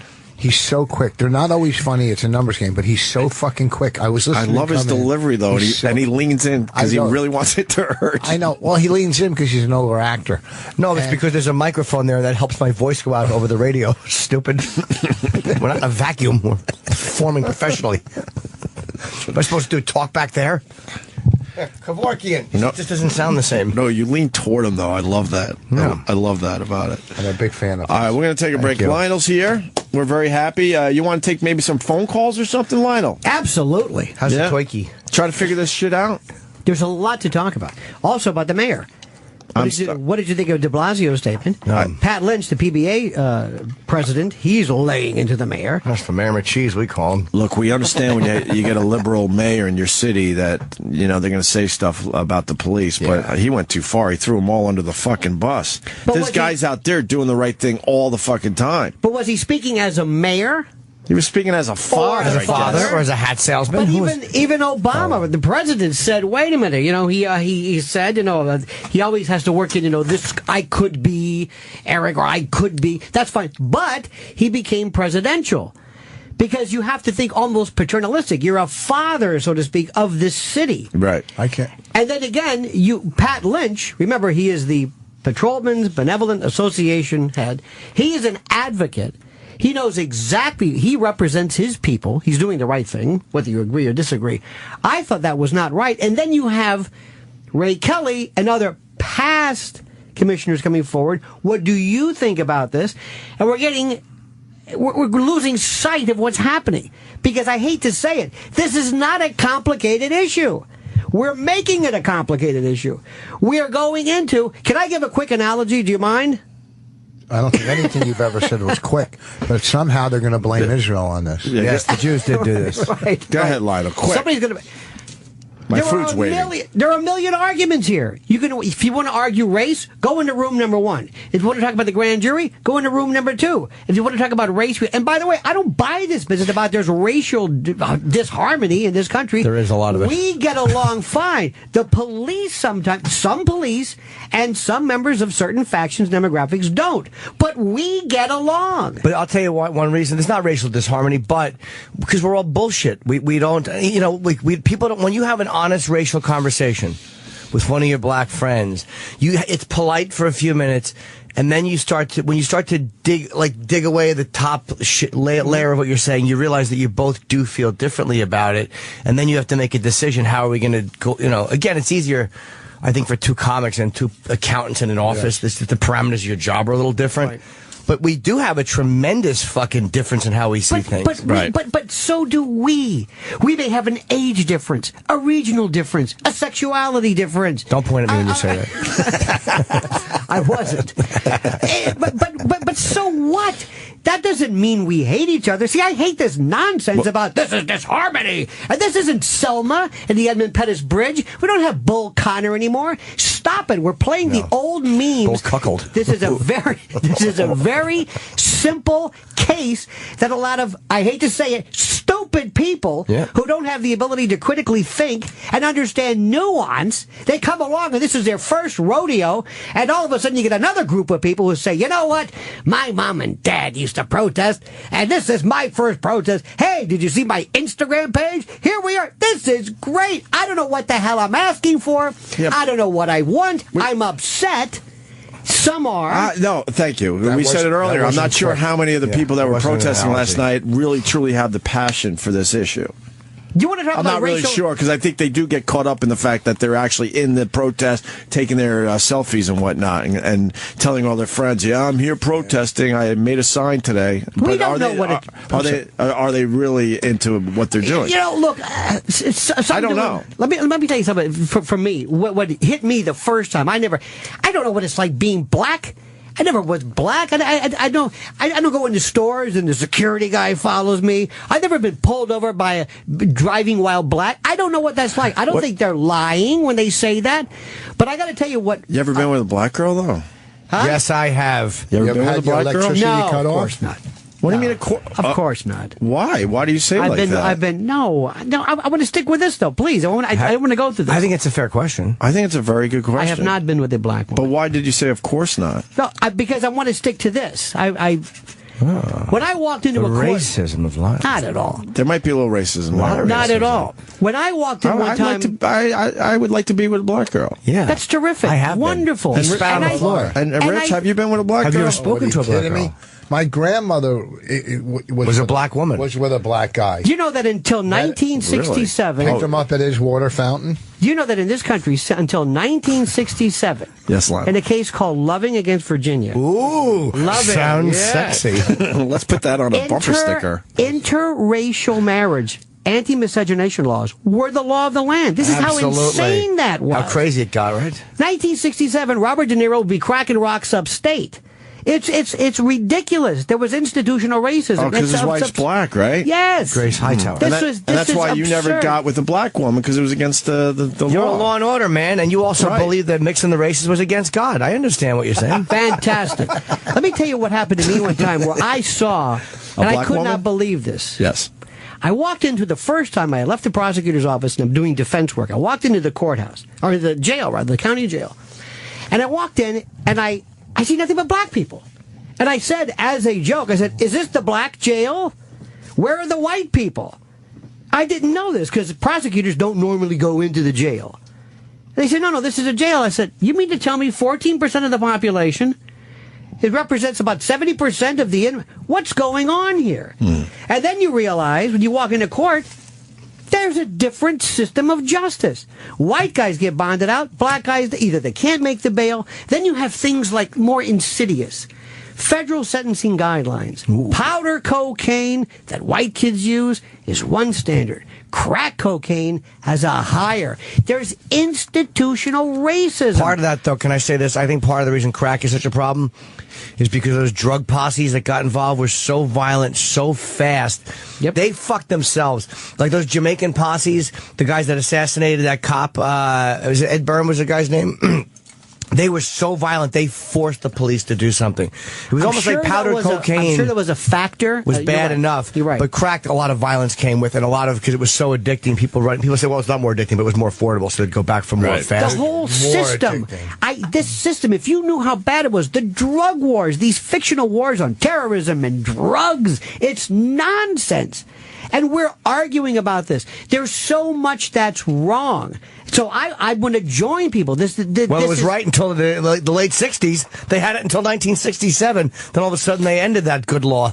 The whole interracial marriage thing. But remember this, not to bring the parallel up, but when gay people asked for the rights, gay people asked for the rights to be married, and people say you can't do that because that's unnatural, that's against the Bible, that was the same argument they made in 1967. Yes, and you know who doesn't like you to make that argument? Black people. Black people despise because a lot of them are very religious, they do not like when gays use black civil rights in their argument. They don't like being compared. In Prop 8 in California, when gay folks said, hey, why don't we try to overturn come on, a non-sexual term, Lionel, well, they passed they passed this law which basically forbade whites and black gay people see, there's Lionel's racism. Why didn't you ever get with a black woman?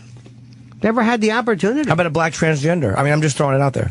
You never just... Or a Ukrainian, or a Serbo-Croatian, or... What was your thing? I'm happily married. It's the best thing that ever happened to me. How long are you married? No, we're talking about... 33 years. Okay. But we're talking about single, Lionel.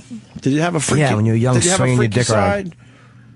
Like, did you had no desire to just check out, having sex with a black girl or something? I enjoy all humanity. You ever experiment with a man? So you only slept with red ants.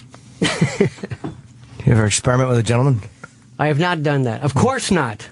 Keeping with my theme.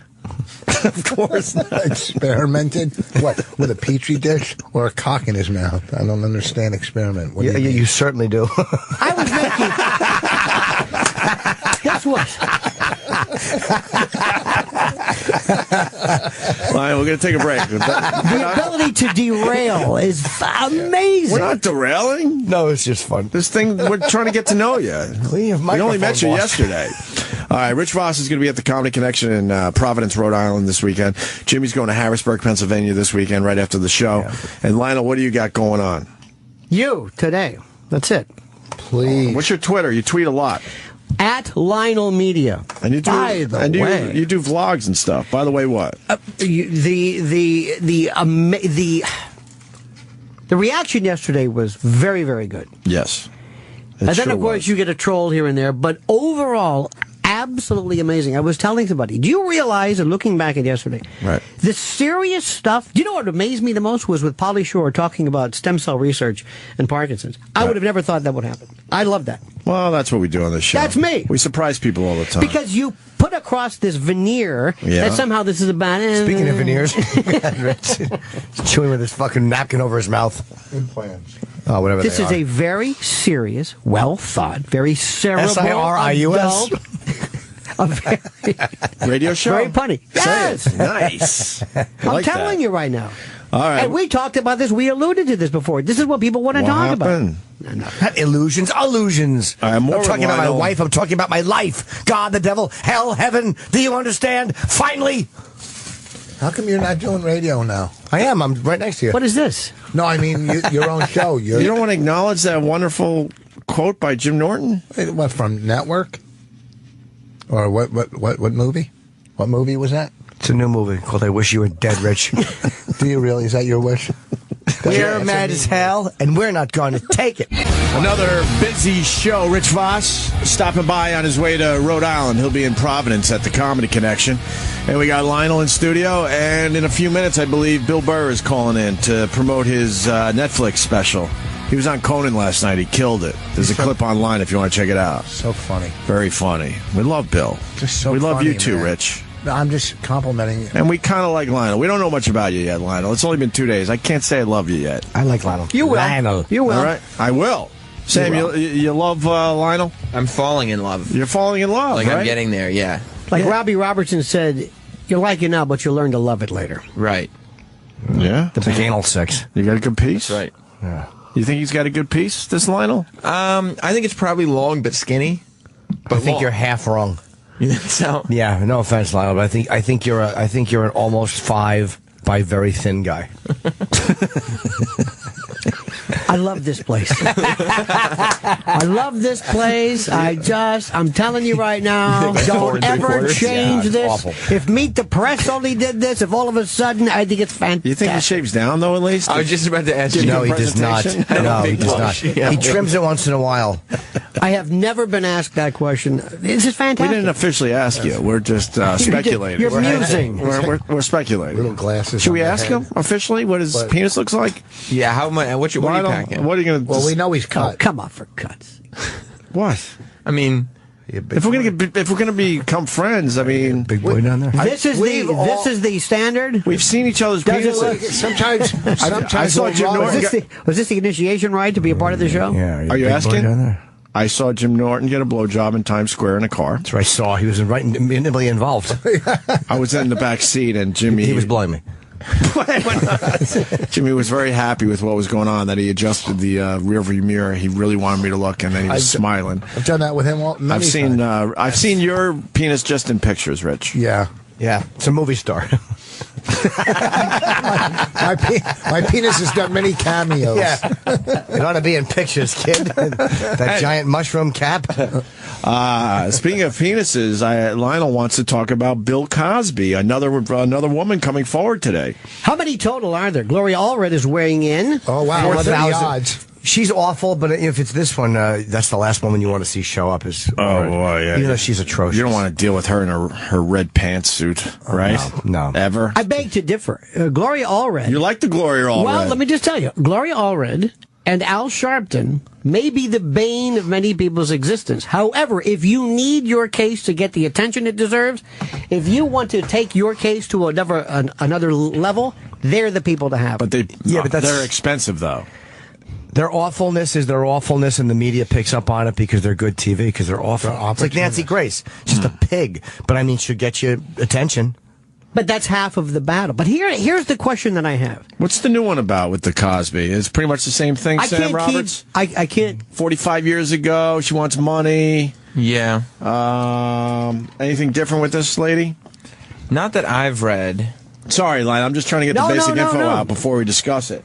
But someone did come forward overnight or yesterday during all the protests. They squeezed this story in. There's no statute of limitations on child molestation, but there is on rape. Well, criminal, no. Civil, maybe a different story, depending upon the state. Here's the question. No, I'm saying Sandusky can go to prison for... So there's no statute of limitation on child. If there are, depending upon the state, depending upon the jurisdiction, if it is a life felony or it is something tantamount to that, there is no statute of limitations to charge somebody with a crime. For a civil matter, a lawsuit, money damages, that's a different story. Then you have an issue where a child who, let's say, does not have a charge brought, or the parents don't bring a lawsuit on behalf of the child, is allowed so many years after that child reaches 18 or 21, depending upon the state. It doesn't say if it starts to, like you have 3 years from the time that you realize it's affecting you or something. That covers repressed memories and all that stuff. Which is a problem, a huge problem. It's one of the most bogus, fraudulent areas you can possibly imagine. I'm not saying they don't exist, but be very careful. Unless they allow you to get into, unless your psychiatric records and therapy notes are available to the court, because then it's like, okay, this person didn't talk about this until recently, but if you can go back into someone's therapy or psychiatrist and go, look, they talked about this 11 years ago, this is just not true. Well, that's different. That shows almost you're corroborating it. But here's the question. Okay. When something is 45 years old and you're Bill Cosby or anybody else, do we ever get to the point where we say, look, too much time has passed? Or is in the case of war crimes, or Byron Della Beckwith, who shot and killed Medgar Evers. Guy's 90 years old. He's walking around. He's yelling, "Who ordered the veal cutlet?" He doesn't know where he is. Do we ever get to the point where we say, "All right, that's enough"? If he doesn't know, not for him. Not for a murder. It's even if they get him eventually. Like there's 2 cops that were killed by some guy in the 50s, and they got them recently on some DNA. It was like one of those fucking DNA technology didn't exist. No, I don't think for that kind of stuff there should ever be. They caught Joe List 30 years later. I don't know why they're not in Cuba. Do you mean John List? Yeah, from Westfield. Joe List is a stand-up comedian. John List killed his family. In Westfield. There's a big difference there. List of idiots is what you're at the head of. How come no one's going and grabbing Joanne Chesmar? Because she's in Cuba. We can't get it. You don't think we can get her if we want? We couldn't get Castro, and we can't get her out. With the effort it would take, would be too much. Out. But yes, Lionel. But the thing is that everybody now is saying, well, I knew about Cosby. I knew. Tina Fey said, we knew about Cosby. We all knew about Cosby. Well, she was making, I believe, rape jokes on SNL back in 2005 when it came to Cosby. But nothing rose to the surface until Hannibal, whatever, Burr's come up, and he has this bad video, and all of a sudden, that was it. The floodgates open, and now we're saying, now we're going to take it seriously. Yeah, but that's the world we live in. You never know what's going to be. It just happened to grab hold. You never know what it is. You just never know what it's going to be that pushes it forward and makes it viral. Because this video, with the women talking, in the last few years, it was like, hey, if something goes viral, it's usually there's a video or a clip. But then again, what else got in trouble? Oh, Tosh was not a video. That was just, that one viral. There's no real rhyme or reason for it. If something just grabs or it doesn't. Bill Cosby's got to go underground, go silent, go deep, go away. Just get out of the picture. People will forget. Yes, they'll never forget this one. He is toast. But when he and his lawyers are saying, well, you just wanted money.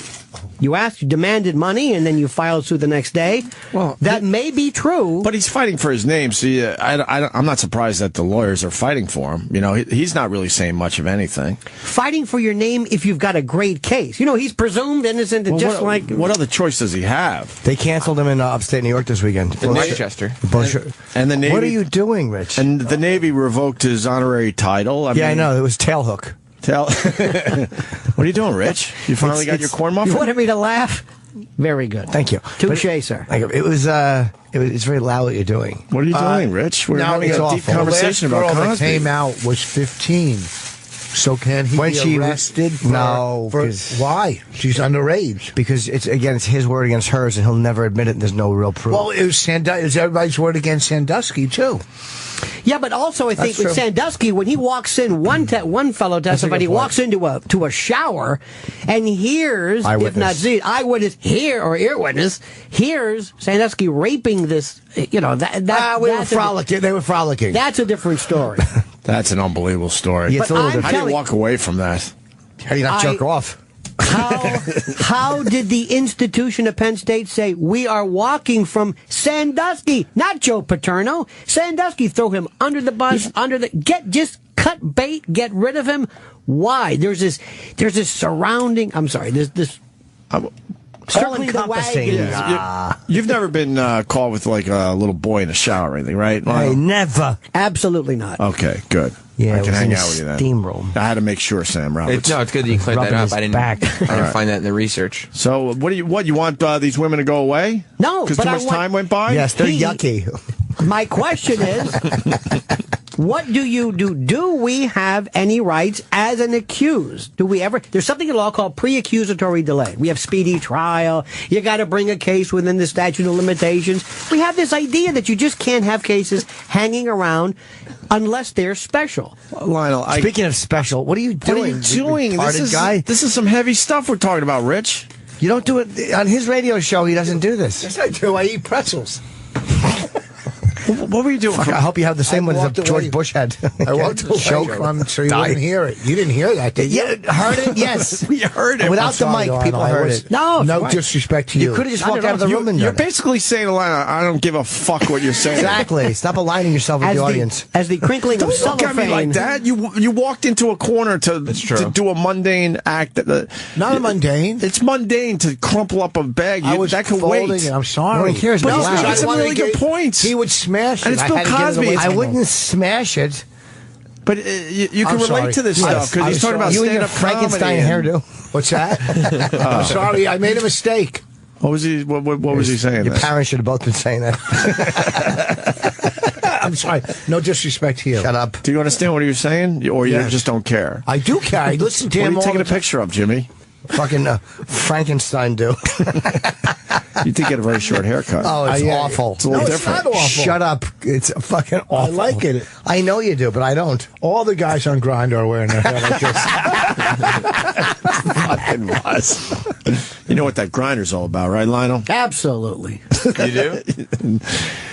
All right. So let's get back on point now that Rich has put his corn muffin away for later. You're saving it for later? Got a long ride. That's all right. Fair enough. I also have a turkey burger in the car. Do you? Yeah, he nods. You see that dramatic nod? Lionel, that's why he's on TV. He knows how to work it. Lionel's folding his hands. That might not be a good sign. No, not at all. Are you a little annoyed? No, I was looking at just the multimedia here. It's amazing. The reactions to see all of these people basically saying nothing. They say nothing. The media are beyond hopeless. They don't have balls to speak openly. Most of them. I mean, you get the Giulianis and the Barclays. I hate when people do that, but that's Barclays. But in general, these guys don't really give their much of an opinion. They say nothing. This is Jurassic. This is Ted Baxter, sock puppet. This is nonsense. This is just this. The new Jurassic Park looks good. Speaking of Jurassic, and they have a brand new dinosaur. He's got 400 arms. I didn't read what Barkley said. What did he say? Barkley was. So he doesn't think the 76ers are going to do it this year. He's for what happened, basically. Well, he's in support of the cops. Yeah.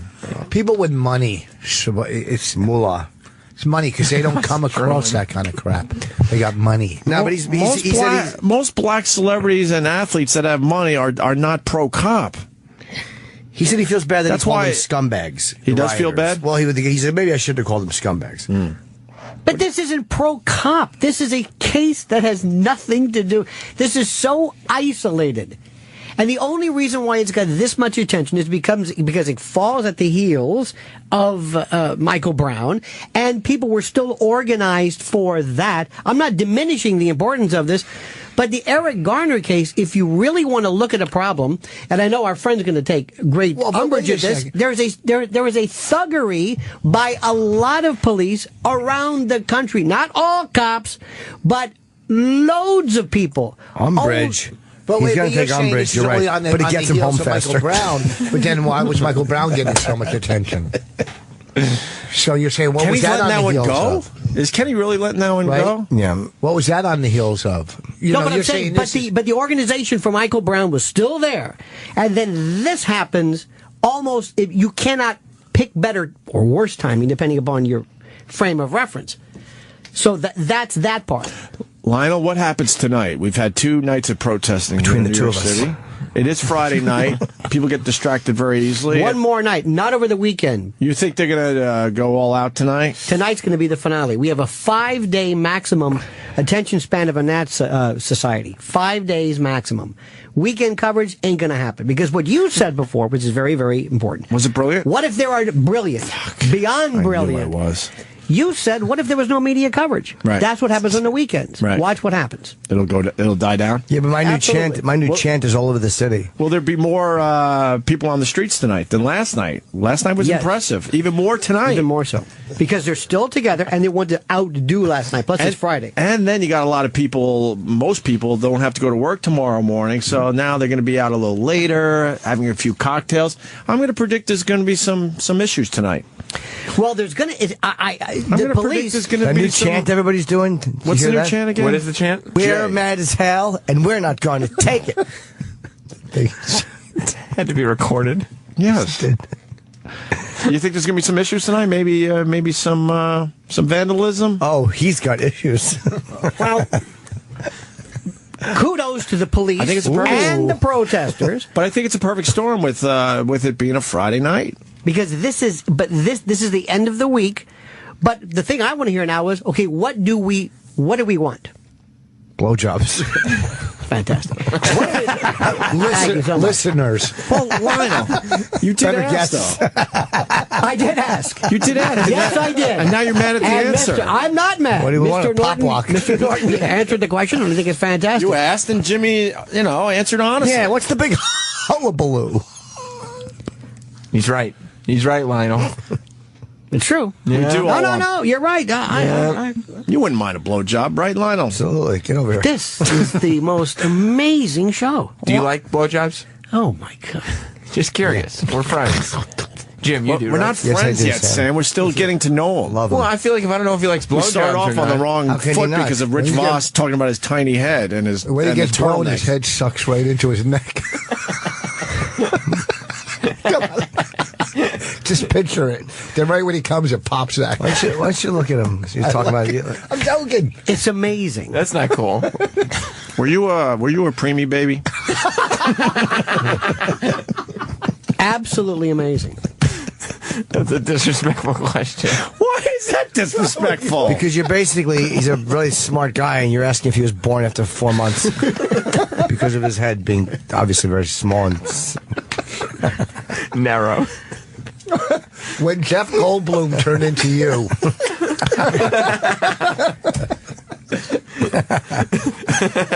It's disrespectful. He's not. got a good sense of humor. It's your show. Right. I dig it. He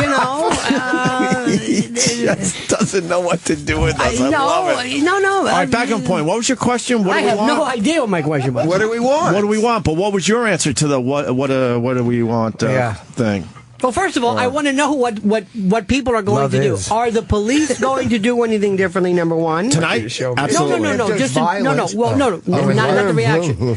Are there any plans in stake? For example, are we going to have a special prosecutor from now on? Are we going to talk about that? Are we going to have cameras? Yeah. What are we going to do? Just say something. Just because they protested and this is all over the news, all eyes are on the cops. So yeah, I think they're gonna, if they need to behave better, of course they're going to. I think the cops should have cameras, but they should be forced to carry them like tourists around their neck, like just a big camera and snap photos of the suspect. Yes, I do. Oh. And I want to go back to what happened with Eric Garner. What were the police I don't want to reenact that. What were the police supposed to do? Nobody's telling me. What? See, there was Mr. Garner, you're under arrest. No. please. We got a Lionel impersonation on the phones. Why not? No, I'm serious. Denny Falcone. Oh, you want to get Denny in here? No. You sure? Okay. Bishop in Chicago. I think the You moving protests. diagonally? I think the protests in New York were much better than the ones in Chicago. I just have to say that. Well, I agree with you. When you talk like this, everybody's supposed to listen, especially when you have an opinion about everything. He's a lawyer. Come on. Can't tell what he is. He's on the phone. Oh. That's a pretty good impression, Lionel. Yeah. No? Okay. Let me tell you about these callers. They're wonderful. They're creeps. They're wonderful people. They're good guys. They're very good guys. Is that him? I think they're terrific. Anytime absolutely. Okay. Wait till they turn. I got a clip of Christopher Walken as Captain Hook. Oh. Oh! You want to see this? I do a good walking. Can you fix the screen? Yeah, I wish it was out of studio. What was this Peter Pan thing all about, this musical? It was live or something? Yeah. On NBC? That was a live musical they did? Yeah. What? Nah, there was tape delay or something. No, it's live. No, it's live. No, it wasn't live. It's the whole gimmick. They did Sound Yeah, of it was Music live. last year and Yep. Peter Pan this Prove year. it was live. They were fucking showing the stage lights half the time. Yeah. And it was going to be it was a rating success, right? I think so. Absolutely. Critics don't mean anything. Right. Nothing. Eyes. What's important about this clip? It's fucking Christopher Walken half acting as Captain Hook. Oh, Let me see him. Make it bigger. This is Christopher Walken. Hope for every boy. Boy on every hook.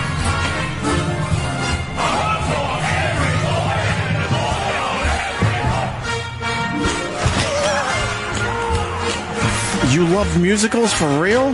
They're all dancing. Tap dancing. Well, Walken is a real dancer, so that's fine. All right. You sat through this. Yeah, I did. This I watched it. stinks, by the way. God. Yeah, musicals are douchey. They're horrible.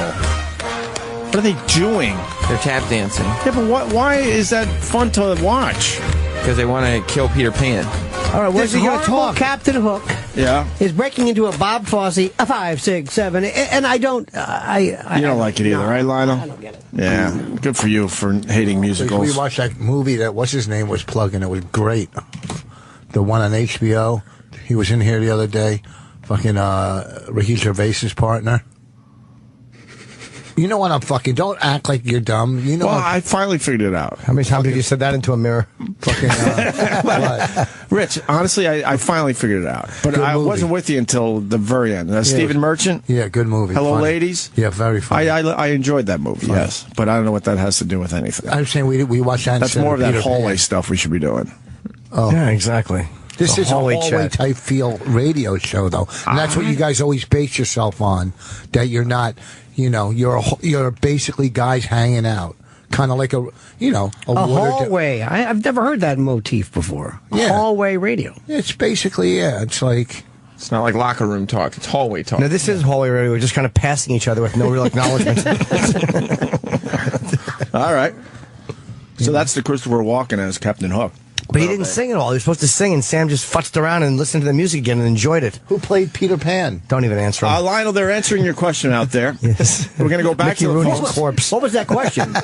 What do people want? Okay. We said blowjobs, but there's other answers to that question. And More hats. TJ, what do you got, buddy? Morning, fellas. Hey. I just want to say, to answer Lionel's question, people want unarmed people to stop dying at the hands of police officers, and they want police officers to be held accountable when they do kill unarmed people. That's what they want. Are you calling from Starbucks? No, I'm calling from the inside. What should the officer have done, Officer Pantaleo, if you were there on Staten Island and Eric Garner refused, or, as this video, jump cuts and all, what would you have done had you been the police officer on the scene? I don't think I would have found it necessary to take the man to the ground. I mean, he was accused of selling cigarettes. He was Not under a violent arrest. act. He was under arrest. Hold on. What was he? Yes. That was the whole Was he purpose under of it. arrest? They actually told him they were placing him under arrest. They were arresting him, sir. Yes. I don't know why that was an arrestable offense. The question is why it was necessary. Because, and let me just tell you, let me answer the question. Because a number of shop owners and merchants called the police and said, listen, he's out here again. He's menacing, these aren't my words, sir. He's menacing people. He's driving us crazy. Please do something. You've arrested him in the past. He's get him off the sidewalks. We, taxpayers, want you. So let's assume you and I show up. We're partners. What do we do? Mr. Garner, you're under arrest. And you're my partner. What are you going to do? Talk to him? I'm going to turn to you and say, help me. I'm arresting him. Do something. Don't just stand there. But wait a second. Why couldn't they have said, hey, can you leave? And we could just, nothing will happen. Just take a walk, get out of here. They're complaining. Well, they knew him very well. He was arrested a lot. But all for petty nuisance type shit, obviously. Misdemeanors are arrested all the time. Mr. is as well. We have this idea that we're supposed to say, Mr. Garner, please, would you please go? No. Okay, you're under arrest. But what is the illegal action in standing somewhere in a public place in the street? But it is, dude. If it is a nuisance crime, whether you agree with the law or not, if he was being arrested for something that technically was illegal, and they were arresting him, he did resist. And what do you want them to do once he resists? It wasn't like they bludgeoned him with their nightsticks, and the guy had his arm around his neck, but it was not while he was saying, "I can't breathe." Like, I'm not totally... What would you want them to do? It's a great question, because it's a misdemeanor committed in the presence of an officer. That's number one.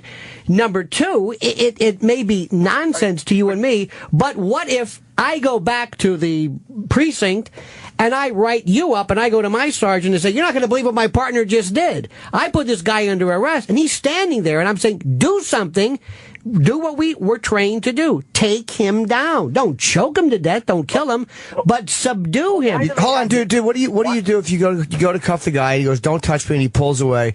You now have a mini standoff. What's the proper procedure to get him in cuffs? There were 6 officers there. They couldn't get him up against the wall and get his arms behind him. Hold on, but they handcuff him. They did. They had to get him to the ground. So wait, so your objection? To the ground. We had to dogpile on top of him. So you're saying surround women? Hold on. That one officer in the green shirt had to mash his face against the ground for the whole time. Like, why is that necessary? Because that's how they arrest people who are resisting. Well, that's a bit violent for the crime, dude. No, but that's an arrest. Oh, God. You see, this arrests aren't pretty. No, you can beat the rap, but you can't beat the ride. This is an old expression. You see a lot of people arrested in New York City. It's not pretty ever. Yeah, I don't know. It gets a little rough. I've been arrested before for marijuana possession, and did you resist? Mashed down. I wasn't mashed down on the ground. Did you resist? Hold on. I didn't want to get handcuffed. So you didn't resist? I didn't want to be handcuffed. So you didn't? I did. Hold on. I did try to pull my arm away, and they got me up against the wall and got me, got my arms contained. How big a guy are you? I'm 210 pounds. That's not what he's asking. Where down below? Because watching that, he's a big guy, and the officers on scene actually, a bunch of them were on the smaller side. The last thing they want to do is have a confrontation with a guy that size. Do you think a cop, when he's cuffing a guy for a bullshit crime like this, that he probably doesn't want to? The first thing they wanted was confrontation. No, do you really think that they want to get into a physical confrontation with a guy that size? You want to cuff him and throw him in the car and bring him down, and then you've answered the fucking dumb call. Do you think the cops themselves give a fuck that he's selling cigarettes? They don't give a shit. They get called. They went there. He's a big dude. They knew him. He was annoyed. He pulls back. Apparently, according to Sam, at one point he resisted arrest, but it might have been many years before. But you know what I mean? It's like you're being unrealistic. Like, they're supposed to just go, no, please, Mr. Garner. They didn't go to brutally cuff him, or I'd be totally on your side. They did try to just kind of walk up to him, and he pulled back and jumped away, and then they have to jump on him. They don't pull out. He was. Hold on, dude. Jimmy, I agree with you, but he was standing up against. They didn't hit him with their nightsticks. They didn't beat him with their nightsticks. The 300-pound guy wasn't running anywhere. He wasn't going to run away. They didn't. Meaning they didn't club the guy. Like, you look at Rodney King. That's an unnecessary fucking beat. They didn't beat the guy with anything. Once they cuffed him or tried to cuff him, that was it. They were just trying to hold him down and cuff him. It was more unfortunate than anything. I guess. I wonder, heart attack, do you think the cops wish they'd approached him differently at this point? I hope they do. How old are you? You got Kenny's attention. Kenny, grab Sam's mic. I'm 35 years old. He's 35. Okay. All right, so he's kind of older. I was going to ask Mr. Lionel, do you think this is a generational thing, all this civil unrest? Like the me generation, or? Not necessarily. I'm surprised it took the me generation this long to do anything. But let me go back to this particular They're the case. me generation. They're Kenny, too let me busy ask you a question. Worrying about themselves. Can I ask any question? If we were partners and I went back to the precinct with he's you, married, Lionel. Okay. And I did not back you up. I did not. You had arrested somebody, and I'm your partner, and I'm standing there. And I just said, well, Kenny, be more persuasive. He apparently is not acquiescing to your polite request. Don't I, as a police officer, risk censure and risk discipline by not backing you up and perhaps jumping on somebody? Not to choke him, but to be aggressive? Isn't that what the training tells us? You would probably get a blanket party in the locker room. You know what that is? It's not good. Exactly. So beat on the perp with us, or we'll beat on you in the locker room. Well, Dude, that's not okay. So they didn't beat up on the guy. This is why people cannot grasp this.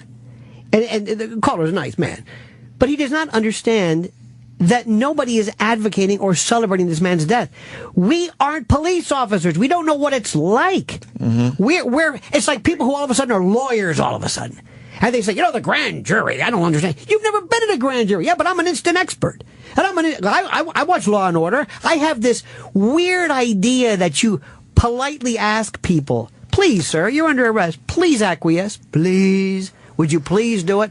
I'm not saying that police officers are always correct, but this is something that I don't know anything about. And that He's pointing at a vagina. And that video, I'm not pointing at you at all. I know. I'm not suggesting at all that this is not tragic, but we don't know anything about being a cop. That's not true. I know a lot about profiling. I read some books on it. And that's true. And you pretended to be one. And he knows a lot about cops. He's a big Village People fan. Sorry. So I do know a lot about profiling. You don't have to. You know a lot about things, even though you weren't trained about it. That's. Come on, tell us about profiling. I like how he said we all become instant experts, and I think we all do that. Statistically, we do. You hear something on the news, and then you instantly make it your own and think you really know something. Well, because we think, for example, during OJ, everybody was a blood splatter expert overnight. Hey, let's be honest, Lionel. She should have known better. Go ahead. All right. Hey, TJ. Yes. Anything else? Because we got Bill Burr on the line. No, I appreciate you guys taking my call and even listening to me. Thank you. Goodbye, you little angel. All right, call back anytime. Love you, Jimmy. Thank you, TJ. All right. Bill Burr. What's going on, fellas? Hey, well, first of all, great spot on Conan last night. Congratulations on that, sir. Thank you. Thank you very much. It's hard to go on after Jennifer Aniston. When I watched it back later on, it reminded me when they have the Kennedy-Nixon debate. Kennedy looked like $1 million, and Nixon looked like he had like a sweaty upper lips. That's what I felt like I looked like. A sweaty mess. I didn't watch the show. They have your clip online. I went right to the clip, and you killed it. I loved how you went with that cancer thing, and I think the audience was in shock, and you came out of it strong. For a second there, I'm like, oh man, they're not going with this at all. And then you turned it around. You were trying to say there's a place and time for everything. And during the baseball, I guess it was the World Series, everyone had to stand. I'm watching the World Series, and I'm enjoying the hell out of it. Yeah. And then in the middle of it, they have this moment, stand up to cancer, out of nowhere. And everybody in the ballpark stands up in a moment of silence and is holding has like a name of somebody on a little sign that they either know that is battling cancer or died of it.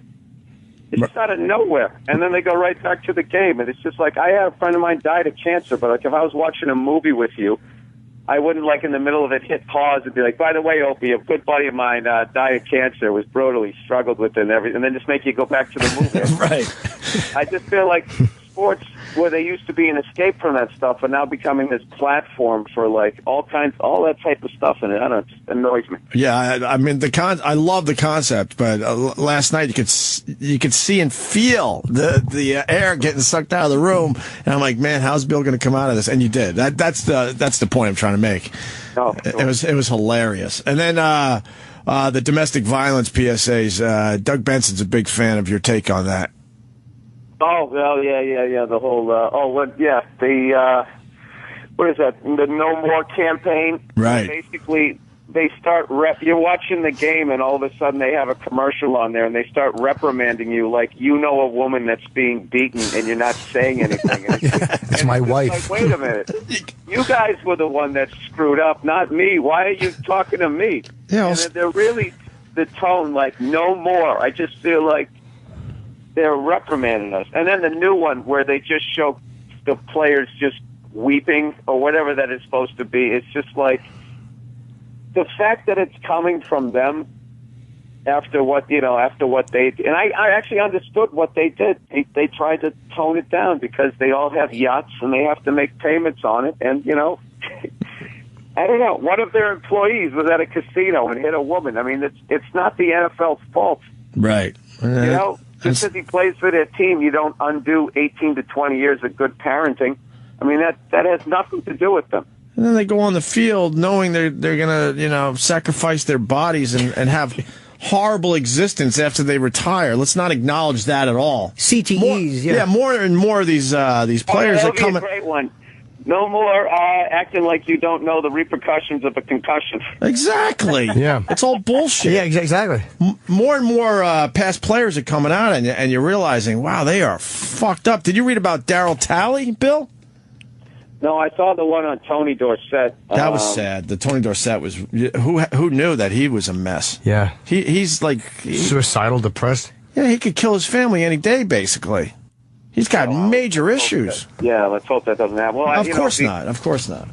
I actually like how a lot of people don't like the way people saying that really toning down the football. I think it's nice to see when a receiver lays out for a catch now when you're just totally vulnerable. It's like you're running full speed, looking back over your shoulder, trying to catch a flying object, and someone else is just zeroing in on your head. Like, I'm surprised nobody ever got killed. Right. I like that now they try to hit them more with the shoulder, more into the body. I mean, your head still snaps back, but, just seeing the fallout of those headshots, I'm glad that they're trying to do their best to get that out of the game. Yeah, they got some stuff to figure out, though, in the end. These guys are getting way too big and strong. Yeah, but is the NFL supposed to be responsible for a sport that you know you're going to get hurt in? I mean, you know it. Same with hockey, you're going to get hurt. Badminton. Well, no, I don't think it was knowing you're going to get hurt. It's when the guy's already hurt, and you go, yeah, you're all right, and you pressure him to go back in. And they with like a head injury. And, the debate was that they knew the long-term repercussions of it, and they chose the money. I mean, they settled out of court with them, which is usually that's usually the indication that you're guilty. Oh, not always. Sometimes you just the fucking all right, we don't need the bad publicity. Let's settle it. But the payout was a joke. They didn't really get much for that at all. Well, the whole country. I mean, they're going to, I can't give you an example, but they're going to pay a certain amount of money. That doesn't sound like you, Rich. You're usually well researched. No, no.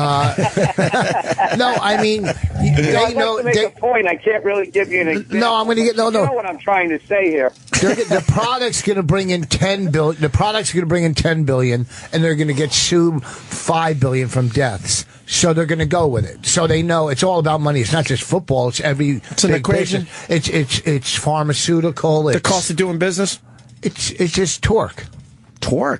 Lionel's in studio. He's pointing at a flaming thing. Lionel, do you know Bill Burr? Lionel's a radio guy, a vlogger, a lawyer.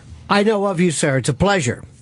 No, it's a pleasure to meet you too. Well, the problem with this CTE, this chronic traumatic encephalopathy, that's what we're talking about. The NFL for years said, we didn't know, and we're not sure whether... Norton character? Pardon me? He asked if you were a Jim Norton character. No, I am Jim Norton. You sound a little like one. But for years, the NFL said we had no idea that whether this was caused during the life of these individuals, because you couldn't check until players were dead, till you did an autopsy, to look for these tau proteins, this gummed up neuronal blech, that basically. So now they're able to tell while a player is alive. So the NFL won't be able to say anymore, well, we had no idea. Sure, you're doing an autopsy of somebody who's 65 or 70, but it could have been age-related. And when parents start to see these form early, you're going to see the feeder systems. You're going to see Pop Warner football and high school and college. People are going to say, forget about this. And then football is going to go the way, ultimately, as boxing did, where you get lower income. You don't hear like great Harvard boxing programs anymore. But you never really did with boxing. Yeah, you never did. There's going to be too much money, and with money you have whores and beautiful cars. People will continue playing football. I don't think it's going to go extinct. I don't like your point, for real. When you see because all the champs that we know, you know their background, they came from nothing. Right. I love a good champ. But when you see more and more people, Tony Dorsett or Terry Bradshaw or Jim McMahon, drooling in Junior Seau. Yeah, but how many people are you going to look at smoking through their throat and people still smoke cigarettes? They're still going to do it, and you can't make millions smoking cigarettes. Plus, a lot of people, they're a bit pompous and like, that's not going to happen to me, though. Right? Yeah. We'll be undone by our own pomposity. Go ahead, Bill. Very nice. Bill Burr, I finally saw your Comedians in Cars, too. I'm a big fan of this Bill Burr. I watch everything he does. I didn't know you smoked so many cigars. Yeah, I picked up the habit. I got to lay off. When did you pick up the habit, and why? Well, I always smoked one, like New Year's Day, when I always go to the Rose Bowl every year. And then I was doing an acting gig, and we had a day off, so I went out and I grabbed a bunch of cigars for everybody to smoke, and then we were in this confined area. And, it's a really obnoxious thing to be doing around people who aren't smoking, so I didn't take them out, and then I had them. We wrapped on whatever the hell we were shooting, and then I just had them, and one day I smoked one on my back porch. And I don't know, there's something about smoking a cigar, even if you didn't do anything that day, you feel like you conquered a country. And I just kind of fell into it. Yeah, you look good with it, too. You know how to smoke a cigar. I did it a few times on vacation. So does Norton. I look like an idiot. Bill just knows how to hold it right.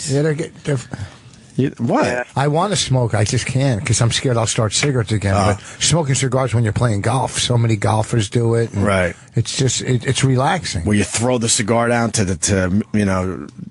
putt the ball on the green. Those guys, and they just pick it up. Oh, they set it down. Yeah. I would never do that. I had a great time on that, and he's a good dude. Yeah, he really enjoyed you. Seinfeld definitely enjoyed Bill Burr on Comedians in Cars. I suggest you go check that out. Yeah, and I got that little. He actually asked when I was telling him about learning how to fly helicopters and stuff. He asked for the little picture of me in the thing and everything. It was cool. He added all of that stuff into there in post. I thought it was cool. Nice. We're dealing with some shit down here in New York. We got protesters. Have you seen the protesters on TV? No. What are we talking? We're talking Wall Street, police brutality. We're going police brutality. The Eric Gardner case where he was, kind of, some would say, choked out by the cops, and he ended up dying. He was in bad shape. I haven't seen anything about that one. Yeah, I don't know, man. There's got to be. I don't know. I don't know. No, it's all good. If you're not on it, you're not on it. That's fine. So, the Netflix thing. Let's talk about it. People could get it. Right. People could get it now, right?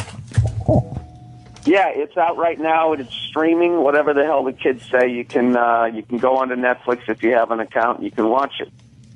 And it's called "I'm Sorry." If you don't have Netflix, just wait for somebody to illegally upload it, and then you can watch it there. Where'd you tape it? I taped it at the Tabernacle in Atlanta, Georgia. It's a beautiful place. It used to be a Baptist church, and when they took the organ out, they kept the pipes and left them behind. Nice. Yeah, so when you go to shoot it, it really dresses up your shit and dick jokes. Nice. It's always good to have a nice, classy background and firing out some shit jokes. I hear you. Oh, absolutely. It adds a level of eloquence. Yeah. Yeah, I like to stick my pinky out, Jim, when I tell them. Add an air of class to it. It sucks that people are getting this shit for free. That's got to be frustrating. Do you find that most of your fan base, though, they do the right thing and understand the whole process, or? Yeah, but and also like how easy it is now to actually just kind of go out yourself and make the damn thing. Yeah. Where back in the day we had to wait for an HBO to say, so it was trying to like get into the mob. Like they tap you on the head to say, it is now your time to make a special. All comics can now make them when they want to. I believe that if you make a good one, you'll at least make your money back on the road, I hope. But for the most part, I think people do the right thing. But you don't make a lot on them. It's just unfortunate. Like years ago you did, but now it really, Bill said, it's kind of a setup to get people on the road to come see you. But what are you saying? People get it free? Netflix is free. You're going to get it from Netflix once you subscribe to Netflix. But Netflix is a buyout. You get a taste of the Netflix money, though. Bill's talking about guys putting it up online illegally. Yeah, Bill, I don't know what torrent sites and all that shit. With Netflix, now I don't know with a comedy special, but the movie Netflix is a buyout. I don't know about saying buyout. That's what it is. I know, Netflix. But you said it a lot. But people are also taking your movie and they're uploading it to these torrent sites and stuff. Yes, and you're not what getting he's basically saying is like Netflix will give you the money. Right. I understand that. If somebody goes to steal it, they're kind of stealing from Netflix, but in a roundabout way, they are stealing from the comic, because if enough people do it and Netflix doesn't make their money back, then they won't do it they won't put up the money to do specials if they're losing it. Yeah, okay. Losing money on it. I got it. Okay. Yeah, but you guys have to deal with the same thing the bands are dealing with. You hope you have a good enough record, which means now people are going to go see you. And that's where hopefully you make, that's it. Your money. But I mean, it works. It definitely works out, because I wouldn't be as far enough along if it wasn't for the ability now to put them out when you're on your own schedule now. Where back in the day, you had to wait for them. I don't even know how it worked. Like guys like Richard, Jenny, and them. How did you become a made guy like that? Where they let you, and Carlin and those guys, how they let you do one every couple of years. And Jenny, it seemed like they let him do them like every 3-4 years. Right. And then there was so many other people that actually had good hour-long specials, and you never saw him do another one. So maybe they didn't have a good follow-up. Like you saw Robert Klein every few years. He'd like every 2 years, and then there'd be a 5-year gap. It's like when you look back from 75 on, it's like it seems like he did so many, but then you're like, oh yeah, there was a 5-year gap in between the third and the fourth one. Imagine all the guys that never had the chance and probably should have. Yeah. Should have had an hour. Imagine it's if like your attendance was starting to go down. You'd have to, it's always great to have like a special out there to remind people, hey, I dance like a monkey, come and see me, like what Norton was just saying, where all of a sudden, for some reason, they just don't call you for 5 years because they're moving in some new people. So as much as it is a pain in the ass, it's, it is. Yeah, I think it really works out for the performer. It really screws over is whoever put the money up. Right. But for the performers, you get more exposure. But like I said, it trickles down to us, screws us over, where the people won't put the money back up anymore if they don't make it back. So please, if you can, try to watch it on Netflix. Yeah, do it properly. Where are we at with the benefit? Is it sold out? No, it's on its way. I haven't had a chance to promote it the way I have in the past, because I had this, this special coming out, so I'm trying to make sure they make their money back, blah, blah, blah. But I'm going to start promoting it heavily. We're almost there. There's only like a couple hundred tickets left. As always, thank you guys. Always whenever I call in the show. Hey, Billy, are we doing 1 or 2 shows? We are. We're doing one. We're doing one show. But no, but he said he was originally. We were going to try to do 2, right? I've heard, the rumblings that maybe eventually it's 2 shows, but it's 1. It's the third annual Patrice O'Neill benefit, February 11th at 7 p.m. at the New York City Center. Tickets are still available, but it definitely will sell out. There's no doubt about it. Oh, absolutely. I mean, we're almost there right now, and it's 2 months out, so. Try not to put it. Makes a wonderful Christmas gift, and great stocking stuffer, whatever you want to call it. But I always appreciate all you guys coming down there and donating your time. I know you love them and everything, so I always feel like to ask people to then do a second show for free. It always just felt weird, but it's such a great cause, and maybe a second show with a whole bunch of different comics. There's so many people that want to do this show. Yeah, I mean, we could always maybe try to do something like that. Yeah, whatever. We got to do this one first, then we'll figure it out. Yeah, you leave them wanting more. There you go, Bill Burr. Old school. All right, buddy. I'm sorry you feel that way. It's on Netflix now. Anything else, Bill? No, I think that pretty much covers it. I'm in the middle of one of these radio tours, whoring myself out around the country, so it's always good to hear a friendly voice every once in a while I'm doing these. So, all right. I hope all is well with you guys. Little Jimmy, I hope to see you soon. Rich Voss, always great to hear your voice. And the other guy there, the lawyer. Lionel. Lionel. Any final thoughts for Bill Burr? All the best to you, sir. He's blowing up in front of our eyes. He's got a Kevin Costner movie that I think we're going to watch next week. I think we're going to a screener. You're going to get a screener? I'm going to check out the movie. Yeah, we're going to one of the previews or whatever it is. So I'm looking forward to seeing that as well. Bill, always the best to you and your lovely bride. All right, same here. See you, buddy. See you later. Same everywhere. I'll talk to you guys soon. See you later. Yeah, and check out Bill's special on Netflix. Absolutely. Fucking him and Bonnie clash like it, but of course they did. He's one of her favorite comics. She loves him, but they fucking just when they get together, it's funny. She loves him. All right. Why did you feel like you had to do that? It's not because he's off the air. Because I'm told. Why didn't you tell him? You should have told it to him to his face. Well, what do you mean, tell it to his face? You feel like you needed to get that off your... Where are you going, Lionel? No. Take a leak. Who just gets... Why wouldn't you do it when Bill was on the phone? It was because he was plugging and talking. I didn't want to interrupt him. No, Lionel. Why wouldn't you go to the bathroom? He was just on his iPad the whole time on the phone call, and then he left. He was looking up Bill Burr. All right. I don't know why you needed to say that. Because they had a confrontation. I figured everyone was past that by now. I was just bringing up. She's a big fan. She just saw some of his stuff. That's why. What's the big deal? All right. You know what? I'm tired of you guys dissecting every fucking Jimmy, thing are you with me on this one? Yes, No. I'm completely that came out of with you. nowhere. Yes, it did. I don't know why. I'm completely with you. No, you're not. Yes, I am. It was not necessary. Yes, it was. My wife really loves you. No, I'm sure she does, and I'd be interested to hear her say that. Right. But not you in hindsight.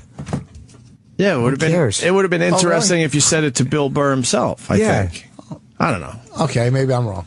You're 100% wrong. I'm not 100%. We're going to take a quick break. You are 100% something else.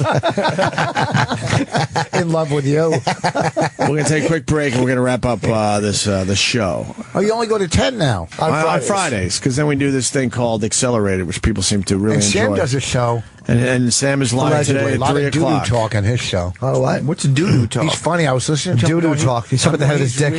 He's really a good guy. He's really good on radio. That's good. Why don't you wait till he leaves the room like you just do with Bill? And then he does this whole bit about NPR and him taking a shit, who's shit in his house, and and then I left the car and I came back in and he was doing Burr Kreischer shit bits. I wish you had a fucking hose from the exhaust pipe when you got back in.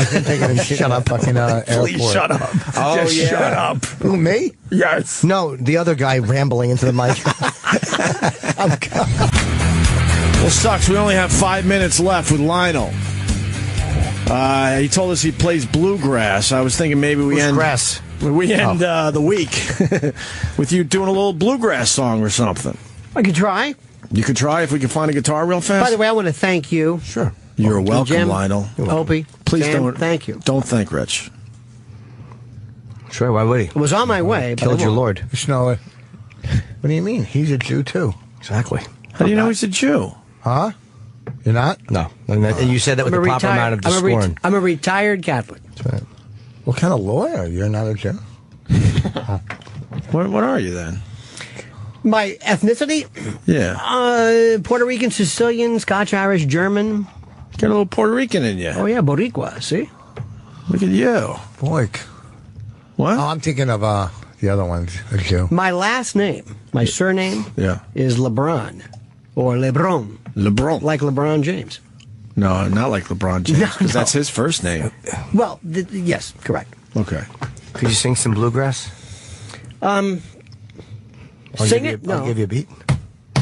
Yeah, we'll give you a beat. What kind of beat you need? Well, I'm a manualist. I can...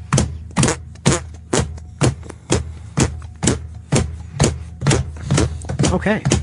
But you don't sing? Well, I mean, I don't really have anything... if there's a guitar, I can do Deliverance. I can do a mean dueling banjos. So could he. He's lived right. it. Yeah. Could you just throw me through the leaves? I guess we're not finding a guitar in time. We only have a few minutes left in the show. We really can't get into anything too heavy. No, but this has been. Well, I don't want to be too heavy. This is just terrific. I got to tell you something. I think this has been fascinating. I'll do Fascinating it for 12 radio. fucking years. Thank you, Lionel. We never got an answer to the question about penis size. Yeah, are you willing to answer that? Yeah, he is. Not at all, sir. Oh. Well, he's He's part Puerto Rican, he said, right? They got big ones, right? Well, but they're not cut, so they look like anteaters. Cut or uncut? You know, this discussion. That's actually a great question. Thank you, Sam. This discussion. What? Are you clipped? Yeah, were you circumcised? Sam will tell you about his penis if you tell us about yours. Oh, please, please. Oh, shit, I didn't call my daughter school. Fuck. I don't Why are you trying to get admitted? Dope. What does that have to do with it? Nothing. To me, I'm talking to myself. Yeah, it's called talking out loud. We can hear you. We only have 2 minutes. Yeah. Because we got to get right into the accelerated. Harrisburg for me tonight and only a late show tomorrow. The early show's sold out. Yeah, Mars, fellow Puerto Rican. Yeah, take your time, Mars. No need to rush. We have a minute and 30 seconds. Look at that. Where'd you fucking find walking a in car like that fast? You're walking in like you're in Miller's Crossing. Fucking handing the goddamn thing. It's Lionel Media on Twitter. Sorry. It's Rich Voss on Twitter, and Rich is going to be in Providence, Rhode Island at the Comedy Connection tonight and tomorrow. Jim Norton's going to be in Harrisburg. He's leaving in a few minutes. And Lionel is not circumcised. And not circumcised. Lionel's going to use his head as a pick.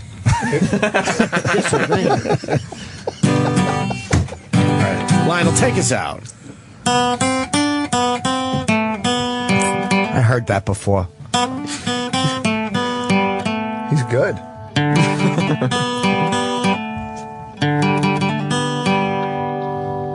Jim. What's up?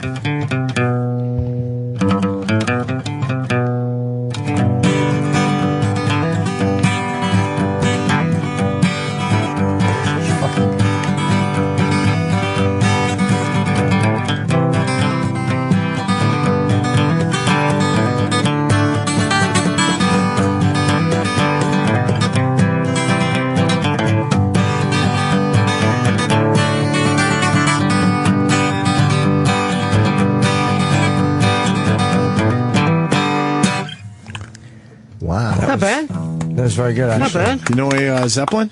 Yeah. I guess not. Nice. Do some Cat Stevens. He's still doing Zeppelin. Exactly. Over the hills and far away, right? Do some Kurt Cobain. Not the music.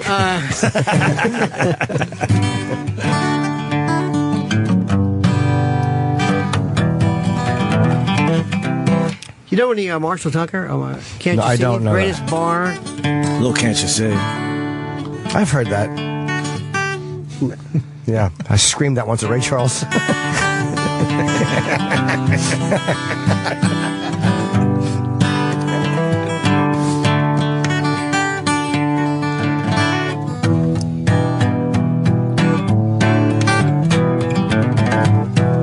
know how to play.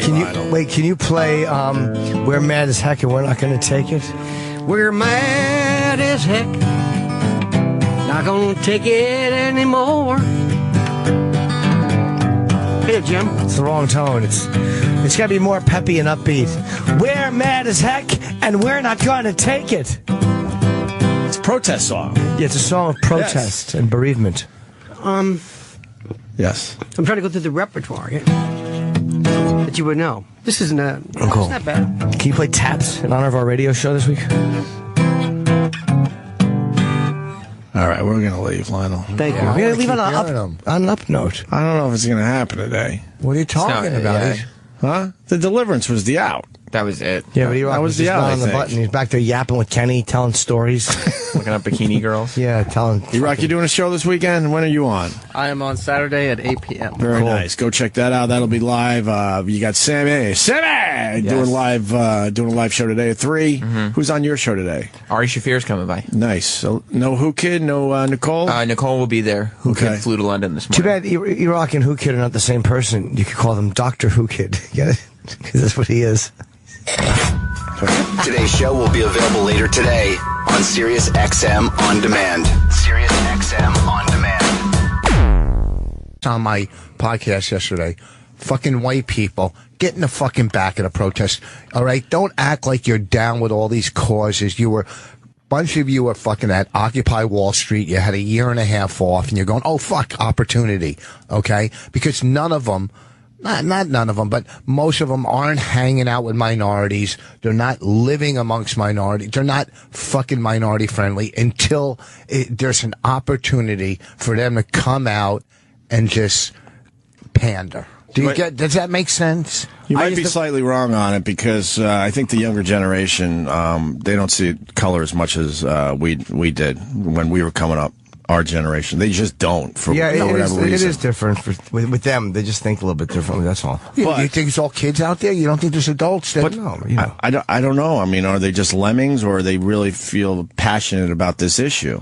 If they did, how come they weren't protesting for? They're not for what? All of a sudden, no. It's just like they were for Michael Brown. It's just like when there's a natural disaster, like say in Haiti or the Philippines, people send money to relieve their guilt. Were people sending money to Haiti or the Philippines before that? Well, and it's not like they didn't need it. Yeah, but it's not always to relieve their guilt. Sometimes it is. But if there's a natural disaster and you're offering a little assistance, sometimes you're just trying to help out. Right. Yes. And like when there's a big case and the decision is handed down and people are protesting, some people are just bandwagon jumpers. And that's some people just kind of come out and go, hey, let's help out and let's be a part of this because we kind of been thinking about it too. It's kind of mixed. I definitely think that's part of it because, they jump from hashtag to hashtag. So I don't know. Do they? At least these people are protesting and not just hashtags. Exactly, but do they truly have the passion for this topic at hand? I don't know. Like I tweeted, I know black people do. I know black people. But I tweeted yesterday, I will never be killed by the cops. And then I wrote, and it's not because I'm white. And then of course people are like, no, it is because you're white. I'm like, no, it's not because I don't want to deal with the hassles of fighting a cop, which would add to more charges for whatever the original thing was that they confronted me. And then you got to deal with the court systems and all that shit. I would just comply. I would bite my own fucking teeth. I love pointing at Jimmy every time I say that because I just love that. And then I would just deal with it later. I can't comprehend that you would sit there and face off with cops. You're going to lose every fucking time. The guy should not have died, obviously. It's a horrendous and tragic situation that happened to Eric Gardner. But man, if you comply, I guarantee you're not going to die by the hands of the police. Period. There's time. I was pulled over once, and the cop said, "You turn too." Did you give a funny response when he said, "You know why I pulled you over"? He said, "You turn too wide," and my natural reaction was, "That's all you got?" And I got a ticket. You are going to question authority. If a cop says to you, sometimes you go, "Put your hands behind your back." Sometimes you might go, "Why?" Before you do it. Yeah. Why do I have to put my hands? And there's no, if somebody in a bank said, hey, I'm not giving you your money, you're going, why? Right. So that's a natural reaction to go, why? There's a difference, but I don't like authority in general when they get in your face. You really start heating up. And of course you want to act out and carry on, but something inside you goes, man, it's just going to make it a lot fucking worse. I'll just fucking deal with this, get out of the situation, and cool off somewhere. Yeah, but a lot of times when they say put your hands up, they don't say Simon Says either, so you're not going to do it right away. It's still early, okay? You are not that early. It's not. No, I'm probably at 0 o'clock. I questioned a lot of times when, why? I get that the guy should not have died. Trust me, but he's in horrible health as well, and the cops don't know that when they come up upon these scenes. Okay, here's the thing. When you get pulled over, the first thing you say to a cop is, I point at my arm and I go, did you not see the color? Why did you pull me over? No, I go, I'm Opie from Opie and Anthony. Used to work, too, by the way. I know. Not so much these days. But you do. Your first thing is, why did you pull me over? Right? 9 out of 10 times. You get mad, and you do get heated up, and a lot of people, will kind of take advantage of the fact they got a little authority, too. We all know that. Yeah. But then somewhere in your brain, you finally go, fuck, I just got to fucking deal with this shit. I usually know I was doing something wrong, though. Most times if you get pulled over, I know I was speeding. Right. Like, every time I come back and I see a fucking ticket on my car, it's annoying, but I know the meter ran out. And I hate the fact that I got caught. But most times, they don't usually pull me over. I've never gotten pulled over for absolutely no reason. But what if theoretically it was happening a lot? Like, that's the racial thing. Yeah, what if cops were bothering you a lot and you weren't doing anything? I'm Eventually, sure I would hate them, you're going to hate them. Theoretically. Well, I openly admit I don't understand, being a black guy in a neighborhood where cops are harassing you. I don't have that experience. I'm admitting that. I just don't understand why so many people are so passionate about this. When we know a lot of cops in New York City, we know what they deal with on a regular basis. It's a pain in the ass fucking job. How many bad radio hosts are there? You trash them all the time. You're talking to two. Okay. How many bad comics are there? Trash radio guys. We don't trash radio guys anymore. There's no one left. How many? Make your selling point. Sorry. There's a million bad comics. Yes. Okay. So in every occupation, I'm a fucking genius. Okay? You're not a genius. You're plowing over. I'm joking with you. And you're trying to make your point. There's a million bad and a few good apples. So shut up. Okay. Your point being, Rich Voss. So, everybody acts like they're untouchable. And I'm pro-cop, but they fuck up too. What is this? All right. That's for later. That is true. They do. The problem is you never hear the cops come out and go, unless it's a Justin Volpe or a case that's so undeniable, but you never hear when there's a shooting, like whether it was Brown, where the cops will come out and go, our guy fucked up. Mm-hmm. I know that's a huge lawsuit and then he gets in trouble, but it's hard to agree when they always, you know what I mean? Because I never once hear them come out and go, it was our fault. Right. So it's like they can't be right 100% of the time. They're human. You're never going to get the system perfect. Right, but if they came out once in a while and said, like, yeah, it was an overreaction this time. You know, he thought his life was threatened. We're looking at it, it probably wasn't, and he just fucked up because he was scared in the neighborhood. Right. If you heard that once in a while, then you'd be much more likely to go along with every time there was a shooting because you know that when they fuck up, somebody from the union comes out and goes, he fucked up. Right. But the grand jury said these cops didn't fuck up. It's very unfortunate what happened to Eric Gardner. Of course the union's going to say that in the grand jury. I mean, the grand jury, because... Well, why of course?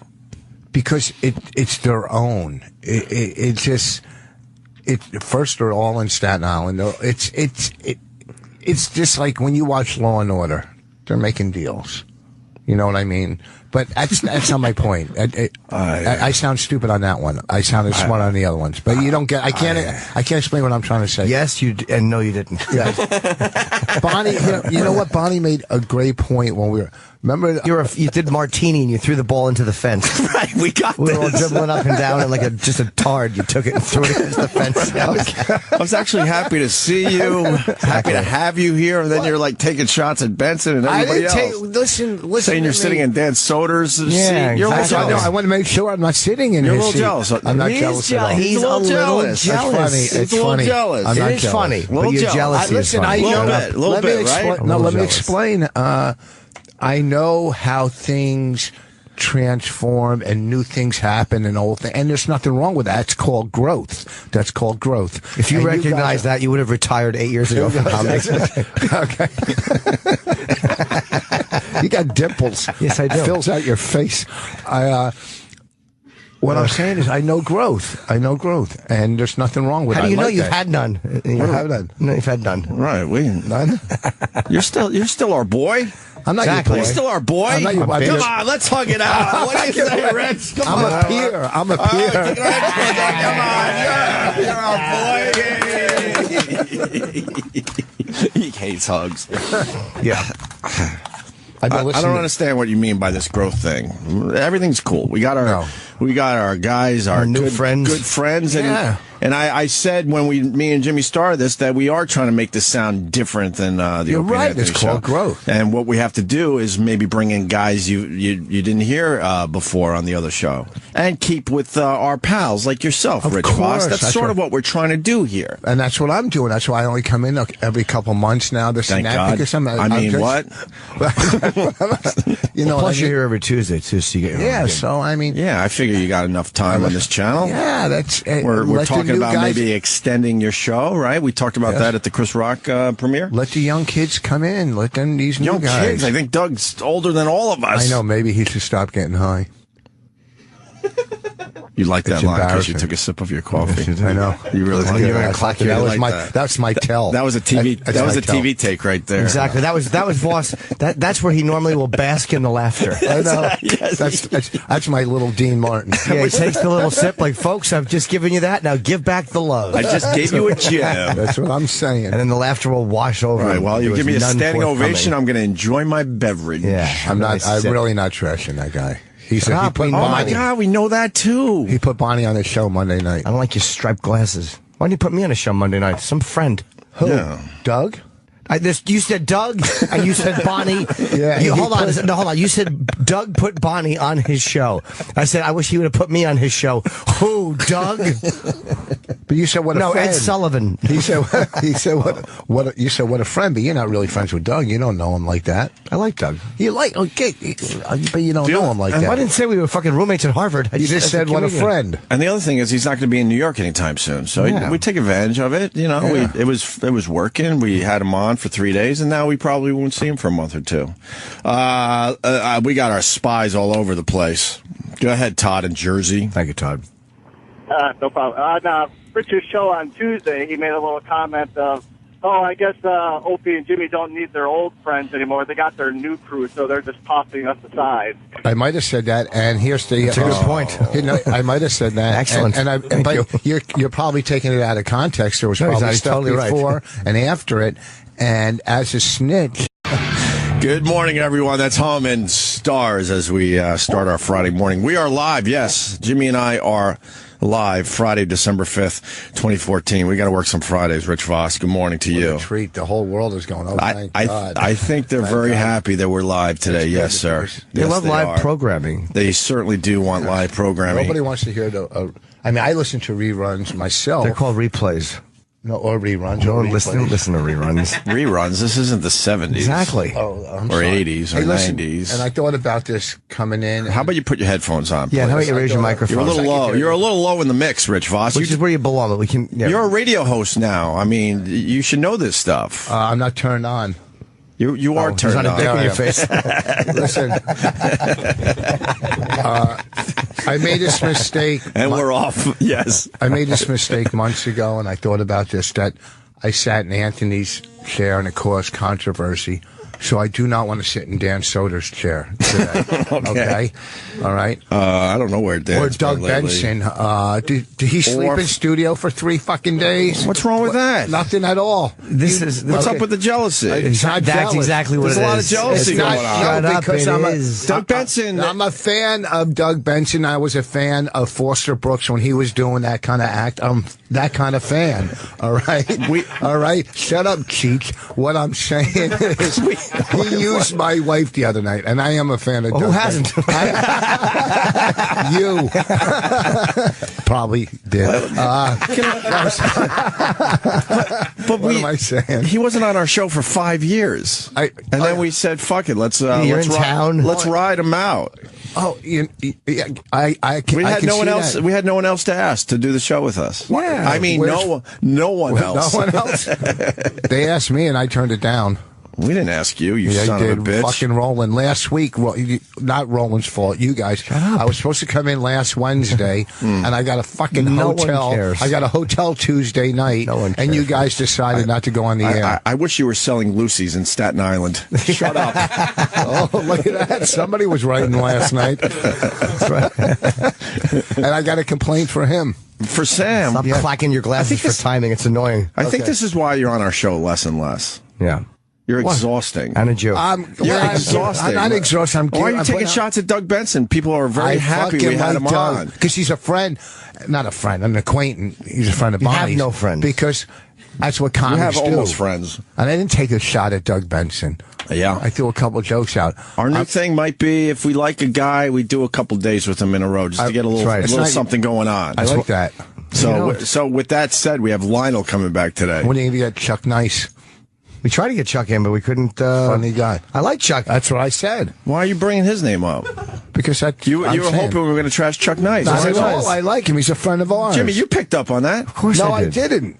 What's wrong with you? I gave Chuck Nice one of the biggest breaks of his career. I know. You got him on the Leslie Gold show. And that led to a lot of things. And when I see Chuck, he thanks me to this day for that. Yes, you did that. You did us a favor. You got us Tuesday night. You're a team player when it comes to helping other people.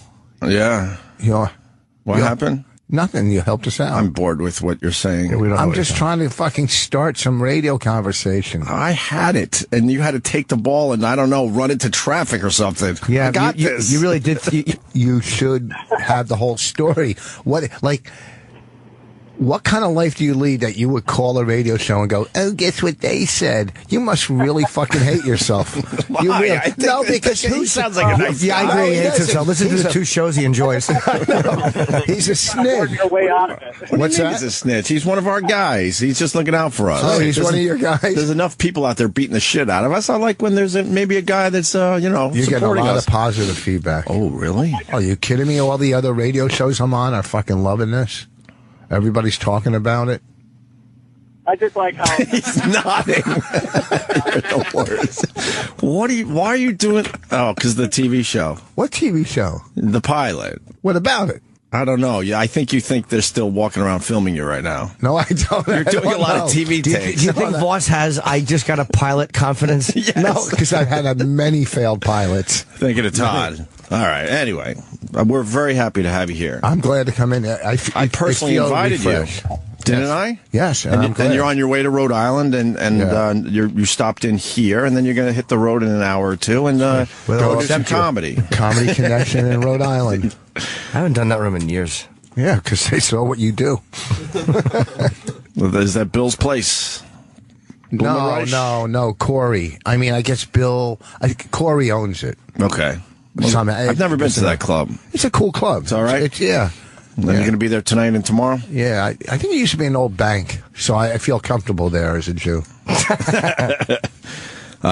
So what are you taking a picture Your of? awful fucking glasses. They're $1 at the dollar store. You think I don't know that? They look terrible. like they're from a dollar store or something. I hope they're just off enough that you think you can see, but you really can't.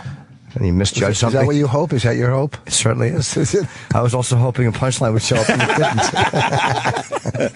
didn't. So I was watching the protesters last night. I'm so fucking confused by this whole thing. I'm not even gonna. I can't front about it. I don't know. There's so many people that are supporting Eric Gardner in this one. So many people. But then I feel like the cops are getting a horrendous rap here. They get it right just about every single time.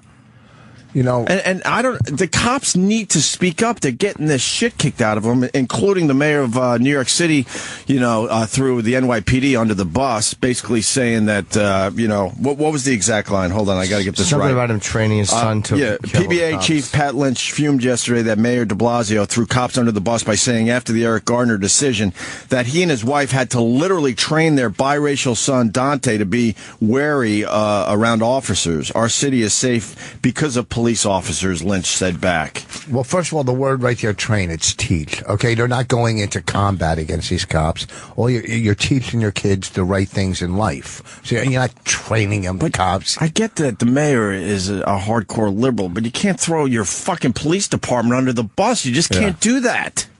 Yeah, and what do they train the kid to say? Hey, I'm the mayor's son. There, that's it. I'm the mayor's son. Fuck off. Right, but there are a lot of people coming out to protest. I mean, this city was shut down last night. I mean, they shut down the Brooklyn Bridge. They just wander around, just making it a hassle for everybody else. But I don't fully understand this one. I think we need the cops to speak up and kind of explain what the fuck they deal with on a regular basis. Every day they go, look, I'm pro-cop, and I said this